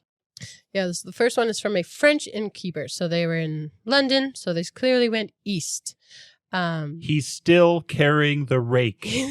In every one of these letters, they describe him as he shows up. Right now, the PJs look ridiculous, but they're still PJs. They can tell what they are. He apparently sailed across the channel on a private boat that he talked somebody into letting him use because it was more romantic than going on something else. And he goes to this cafe in France with the worthy proprietor, Jules Durobin, or however it said. And they have a chat. He drinks some wine. Actually, no, it's cherry brandy. Because they point out in the letter that it's something he carries, but most people don't ask for it. But he enjoys it. He looks at the sky, and he has this conversation with this Frenchman. Well, he always starts with a question. Basically, have you seen a house with a green painted lamppost and a red pillar box on the corner? And the guy's like, that sounds like England. Yeah. American friends, a pillar box is a mailbox. I mean, we're American. I had to look that up. That's why I said American friends. Us too. Us too. But the guy's like, no, that sounds like England. Go back west. He's like, oh, no. The world's round. I got to go east. Going by way of the Antipodes. We got to go all the way around. Bizarro. So, I don't know. Do you have anything else on that conversation? Just anytime Chesterton's talking about France, he's going to mention the French Revolution. Chesterton loves France. It's one of the things as you read through his stuff that he believes it's an incredible culture. Remember, this is before World War II. This is before World War I. And so this is a military French culture following the French Revolution, several years before, obviously. But he talks about that because in his mind, I think all Frenchmen are about to revolt, and he kind of loves that. And he talks about the idea that the very word revolution is a going around. It's a circle. And so that's the main takeaways I get from this encounter. And he finishes his drink, grabs his rake, pays his bill, and keeps heading east. Yeah, the revolution, there's a lot of play on that idea of going around, all the way around. Because next he shows up in Russia. They got a letter from a Russian station master who met him. And this guy's interesting because he already sees in color. He's already describing things prior to meeting Innocent Smith. He's kind of a little bit more on board than some of the others in terms of how he does things, how Innocent does things. But I like this quote. It says, God lets us turn all things into toys by his great gift of distance. And they talk about how wicked it is to run away from your wife. Actually, Innocent says, oh, it's actually wicked to run away from your wife. He loves his wife. Mm-hmm. He says it's very wicked because nobody can find you and we all want to be found. And he goes into it. We're all trying to get back to Eden. We're all trying to find home. And here's where they talk more about a revolution. And he's like, oh, I guess your revolution failed here then too because you didn't find your home. Now, this is interesting to me just historically because remember, if this came out in 1912, this is before the Russian Revolution. And so the revolution that occurred would have been one of the peasant or serf uprisings. Yeah. So this is still Tsarist Russia. I guess it doesn't really matter that much for the appreciation of the story, but I thought that was interesting because, the Bloody Revolution of 17 is so famous that my mind first went there, but this was before that. And the other thing about this guy, this Russian, is that he is fairly well versed in English literature. He's read Ibsen. He's read all, these different characters. And it's fun because that allows him to be kind of a foil of the humanist, well-read man. It's also fun because this is where Chesterton could get his dig into Shaw, because he always had to get a dig into Shaw. His great friend, Bernard Shaw. Yeah. And it's also fun because at the end of this letter, this Russian, so Paul, asks, did he write anything? He was interested in seeing if Innocent Smith had developed any literature that he could read. And I enjoy that. But from there, he keeps going east. And next up, I think, is a Confucianist. He calls Innocent Smith the Skybreaker. Mm-hmm. Wang He, he's a guardian at a Chinese temple. He's basically working to keep this temple alive and to do the traditions of the temple. This is fun, too, for me, because Innocent Smith has conversations with him about things like the gods. He asks him, do you believe in your gods? And the man's response is essentially, well, it doesn't really matter. If they exist, then I am right to serve them and do what I'm doing at the temple. If they don't exist, I still live at this temple, and so it makes sense to keep it going, and they're not going to be mad at me because they don't exist. And so he had a very kind of nihilistic approach to faith in the gods. And Innocent's response to him is wonderful. He tells him, I'm sorry. And the man says, what are you sorry for? And he says, I'm sorry that we're right. So his whole argument here is that this is just so staggeringly beautiful. The whole structure of the temple and the worship and the tradition is stunning and beautiful. And he's so sad that it's not true. And I think that's interesting. And so, boy, it's like we're doing Around the World in 80 Days again here. We're hopping too. Culture to culture. Going east. The pajamas keep getting more tattered. And he always has the rake. The rake is still with him. Yeah, and then he crosses the Pacific, apparently, because they have a letter from a a tavern owner somewhere on the top of a pass in middle of nowhere, California, like before it was populated there. And it's funny because Innocent Smith comes in. He looks insane, totally, and just bedraggled. But he looks at, what is it, a picture, an image? Yeah, it's an icon. So this is a Catholic, or I think her mom was Catholic, or her dad, I can't remember what, but she has essentially a religious image that is there, and it's cheap and not terribly impressive, but to Innocent Smith, it's just beautiful as he's looking at it. And to her, it becomes beautiful again. It says that she hadn't looked at it or hadn't noticed it in 14 years. That, I think, goes back to the all that glitters is gold. Because it's beautiful, it does have glitter, and it draws his attention, and his attention makes her draw attention to it. There's this thing, it's a phenomenon inside of, it's inside of everything, but there's a lot of names for it. The one I wrote down is habituation. It's basically when your brain stops noticing things because you become so familiar to it. And in grad school, there was a story about this broken printer that was in a warehouse for like 20 years, just in a hallway. People every day would walk around it, and they assumed somebody else, it was there for a reason, and everybody just stopped noticing it. Like, I think it was 20 years before somebody's like, why is that there? It was awkward there, and nobody ever bothered to move it or to even ask about it. And I think that's a lot of in the people at the boarding house, or this lady that has this image that is even meaningful to her, but you stop seeing it. We all do that with it, books on a shelf, right? We all do that, I think, with a lot of different things. So interesting there. And this conversation I did really like, because he's sitting there, and I got the sense that Innocent is tired by this point. He wants to go home. He's taking the long way around, but he's looking at the stars. He's like, hey, if I followed a star in the east, do you think I'd find home?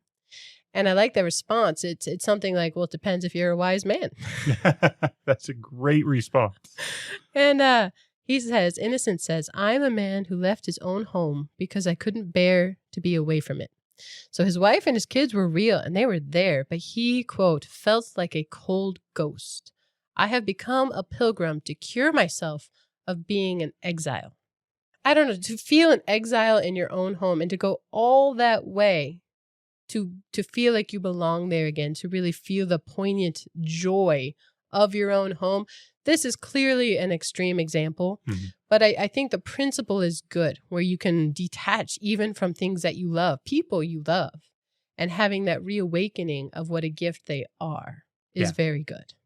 Yeah, I agree with you. I think that I don't endorse this in the same way I don't endorse shooting off hats. Right. I think this is just, don't leave your wife and kids. It's an illustration. Don't do it.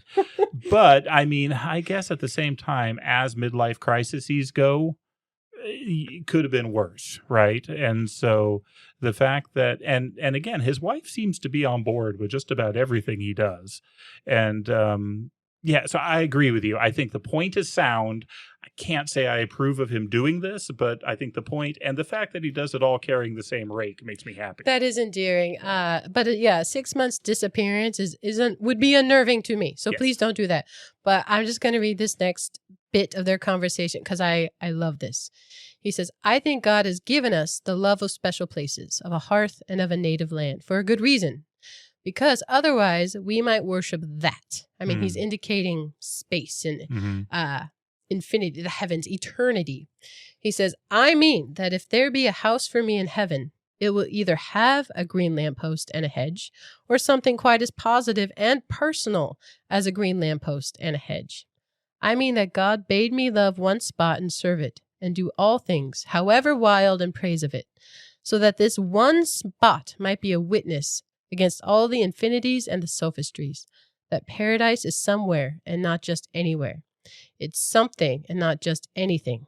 And I would not be so very much surprised if the house in heaven had a real green lamppost after all. What is a sophistry? So the sophos means wisdom in Greek.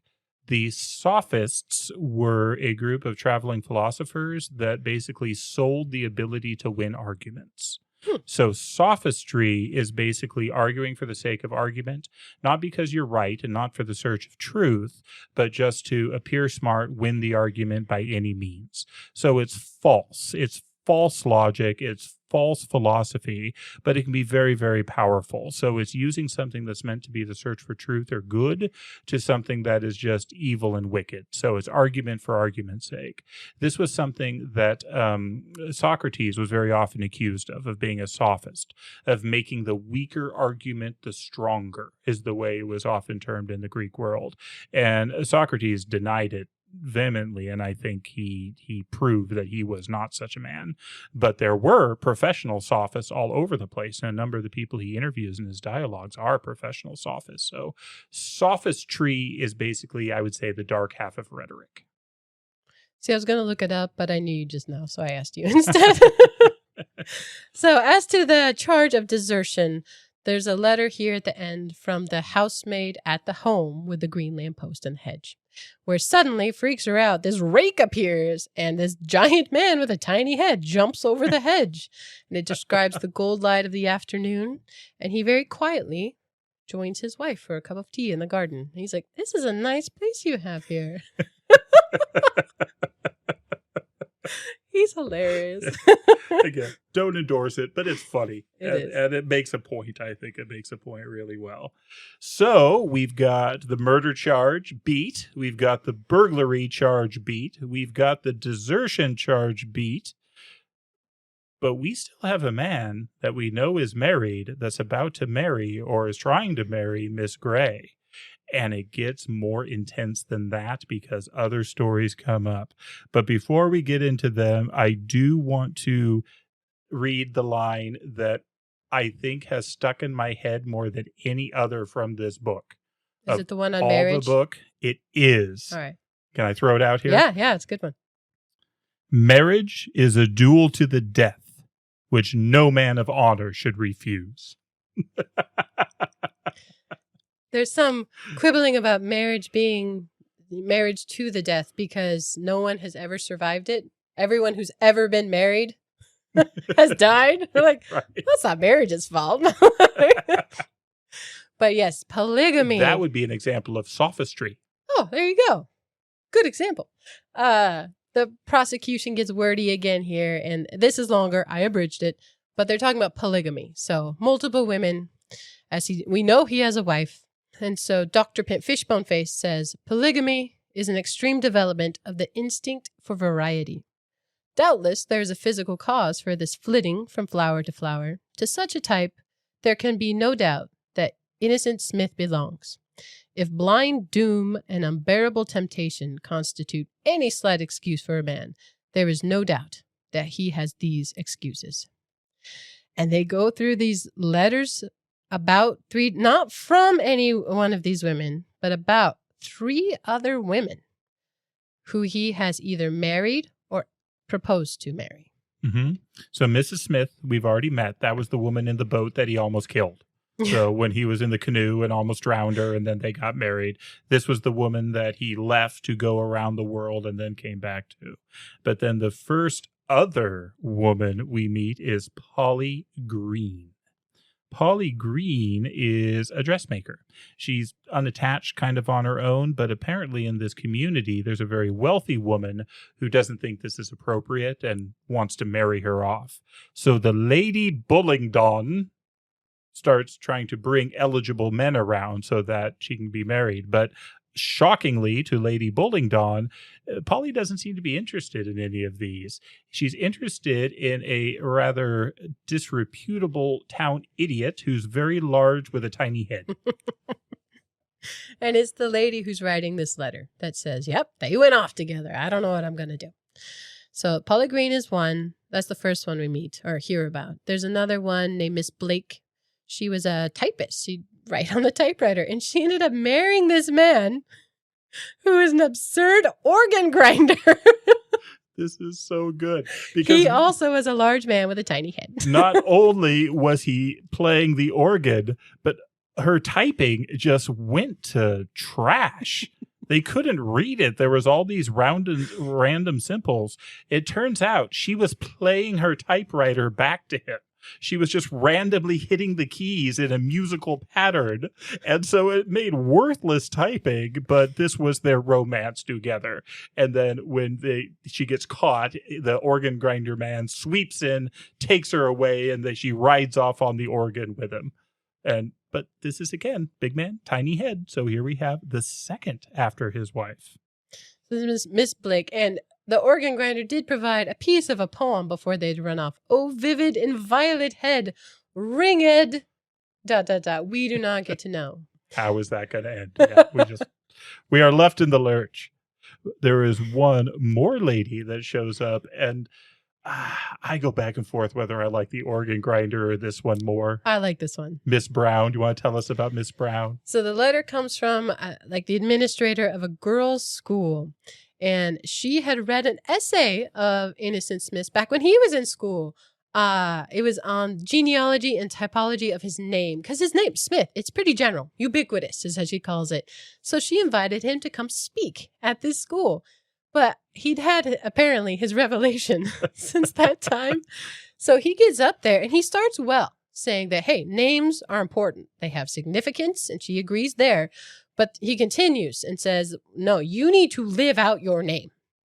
So if you were named after a place, you have to live there. And some names, it's a little bit hard, like young husband or man. Miss Man is like, I can't. Yeah, I can't be surrounded by men. Miss Lowe. These are all women at this girl's school. Miss Lowe, Miss Coward, not recommended. Craven. But he says, no, you must live out your name. He, Smith, proposes to start a smithy and pulls out tools to do so. He's got a bag. He pulls out all these horseshoes and a hammer, and who's with me? I'm going to go start now. But then he meets a lovely young lady named Miss Brown, who perfectly is wearing a brown dress. She gets it. He immediately proposes. And she says yes. And she says yes. Oh, it's very good. So she goes off with the large man and the tiny head. It is very funny. But Michael Moon's response, the defense's response is, okay, undoubtedly there's all these women. And all of them were alive. But how many times was she born? How many times was she a woman alive? And they're like, there's many women here. Clearly there's several. He's like, Are there? Are there? Are there? Because you said there's a Miss Blake.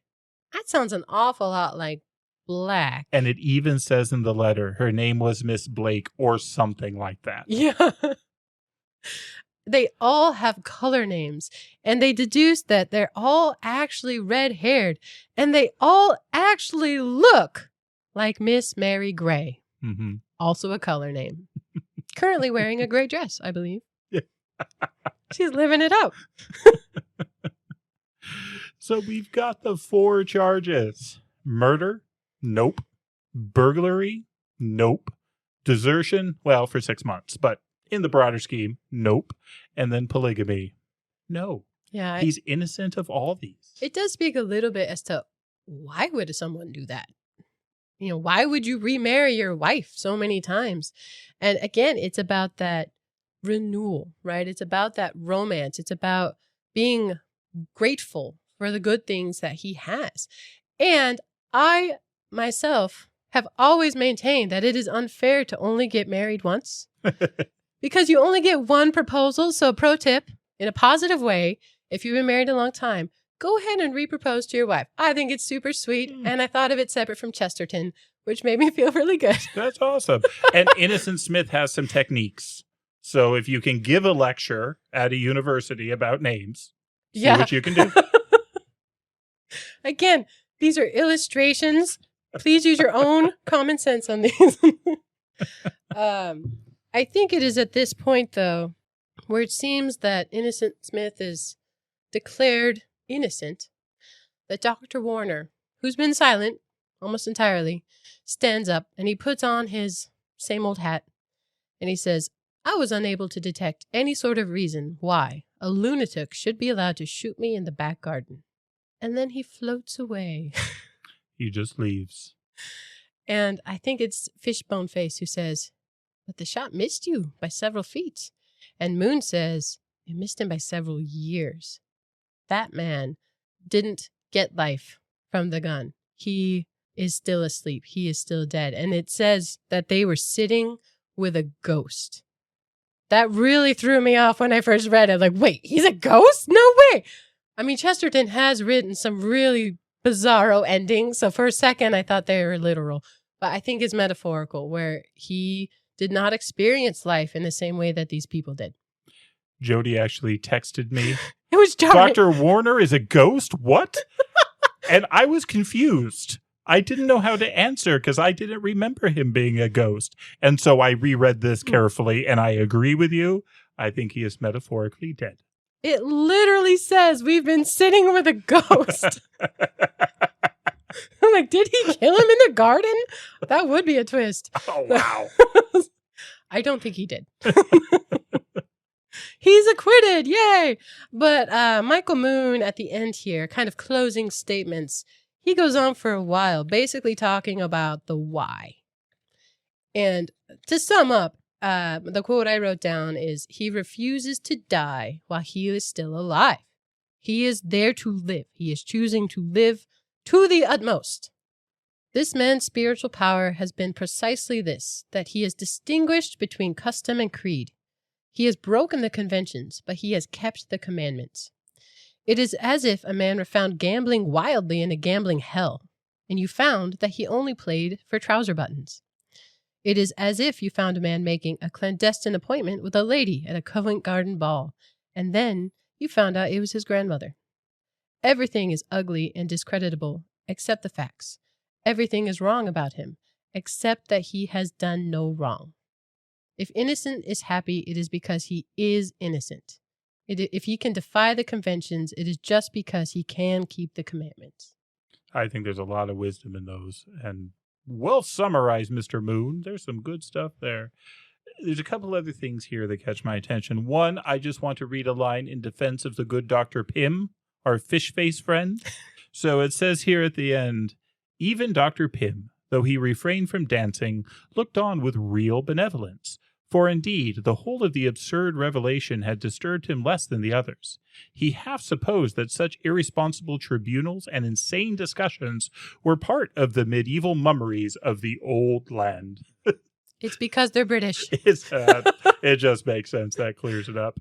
I just want to go back to the title for a moment. Manalive. I guess I'm old enough that I have heard that used as a mild oath. Not recently, but when I was a kid, it wouldn't have been uncommon in a movie or a book or something for somebody to say, man alive. Kind of like we would say, goodness, or man, oh man, or some sakes of these alive. Terms. Sakes alive. Or even goodness sakes. Goodness sake. Yeah, man alive was actually this mild oath. I think it's certainly intentional.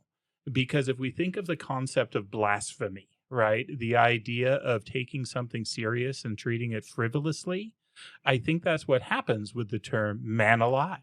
We don't think about the term as just thrown out there, but really a man alive is a powerful and beautiful and important thing. And so I think part of it is just how to take that term. The other thing I love about it is that initial telegram. And I think in that telegram really sums up this book. So man found alive with 2 legs. And just what a miracle that is. This is where I was trying to find quotes from some of his other things and I couldn't find them. But there's one where he talks about how journalists are always writing about things like man found dead, man found poisoned, family burned alive. And he says, well, yeah, that makes sense that that's in the journals. But if you take a step back, that's really way less exciting than the idea of ordinary man still alive on a bench. Because once a man is dead, he's not doing anything anymore. There's no miracle there. He's just a chunk of matter. But the man alive with 2 legs on the bench, that's miraculous and is always miraculous. And I think that's what he's trying to share through this. And that wonder, that gratitude, there was another passage that I looked for and couldn't find it. But he was talking about just being so grateful for his feet. He was talking about his 2 servants, these feet that went everywhere with him and walked where he told them and did what he asked. And he said, in my more lucid moments, I question what gods must I propitiate to have these servants with me all the time? What dark and evil rites do I need to perform to make sure they keep doing it with me? There was this idea of raising even something as simple as walking on your feet to this wonderful and mystical and level of gratitude. And I think that's what comes through in that telegram. Man alive with 2 legs. It's just wonderful, and I think it's a fantastic summary of, I really think, what GK Chesterton tries to tell us in a lot of his writing. That was great, but I have 2 things entirely unrelated to that. My closing thoughts. Back to the color. I've been thinking a lot about color, in large part because of this book. So many references to colors in it, and in a beautiful way. And again, those things that you need to take notice of. You don't notice the absence of color so much. And I think it's because our phones listen to us. Shocking, I know. I saw a study. My phone sent me a study in the news about how the number of colors used in art and branding and marketing now is diminishing drastically, and has been since I think they started testing it in the year 1800. And this specific study came out of a UK museum where they looked at thousands of different art pieces and logos and things. And it's not that there's no color, but think like Apple or just modern architecture.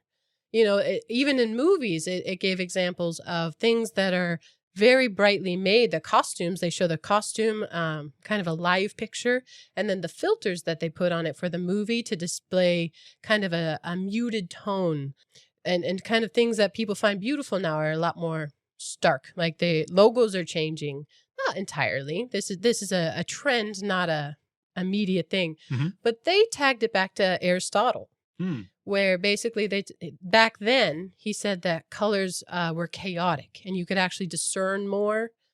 I was hoping you'd know about this because you've read way more Aristotle than me. No, that you could discern more with less color. It gets down to the bare bones of things. Interesting. This goes the other way, where he loves that riot of color, the brightness, the vividness. I mean, if we were to look at a muted sunset, a sunset in black and white, or a sunrise in black and white, I'm sure there are beautiful ones, but it is not the same as using your own 2 eyes, not 2 legs, but 2 eyes for the time that you're given them to enjoy and savor that. And so I'm curious about that diminishing of color. And I wonder if it'll come back, or if that's, I don't know what it means. I just thought it was interesting, and it came up on my phone recently. That's fascinating. I have had other people tell me similar things. So, as you know, my wife loves color and loves art, and she has talked about that with buildings and with like room colors. People don't paint their rooms bright colors anymore because they know that they're probably going to sell the house in 5 to 15 years, and that doesn't sell as well as gray. And so just the color of buildings and architecture and homes has gone down. And that seems totally in line with what you're describing with that study. So, yeah, I think you're onto something there. This is interesting. I'd be actually really curious what people more into art and branding and marketing would think of such a thing, because I'd never really noticed, but just thinking about colors. And the other one is, there is a final chapter to this book. And Chesterton always ends things oddly. This is actually one of his calmer endings in my experience. Again, there's always more Chesterton for me to read because there's more. He wrote a lot. But this one, the final chapter is short, but it kind of flips to the women's perspective. So Miss Gray, Mrs. Smith, of all her names, pick one. But she's clothed in gray, so I'm going to stick with Miss Gray. And this is her time. Even the younger girls than her, it says that she outshines them in her grayness as evening is setting in, and the colors in the sky. And these 2 younger girls are going to be married. And they're talking to this woman who's been married, seems like for a while, to this very odd guy. And this whole time he was saying, oh, we're going to go to my aunt's before we get married. Turns out her aunt watches their kids. They take this as like a week vacation. They only take a week. And I appreciated that very much. I know. I'm like, oh, good. And there is this kind of some wisdom sharing between women in this way. I think it's important because I know that GK Chesterton was so close with his own wife. I mean, she was very much bound to him. They were bound together. And I think this is maybe a token for her. But she talks about how her aunt's husband, her uncle, I guess, he collects snakes. But she's not allowed snakes in the bedroom. But her advice to these girls, and I think it would drive our dad crazy because it's a little bit like, oh, men, that's how they are.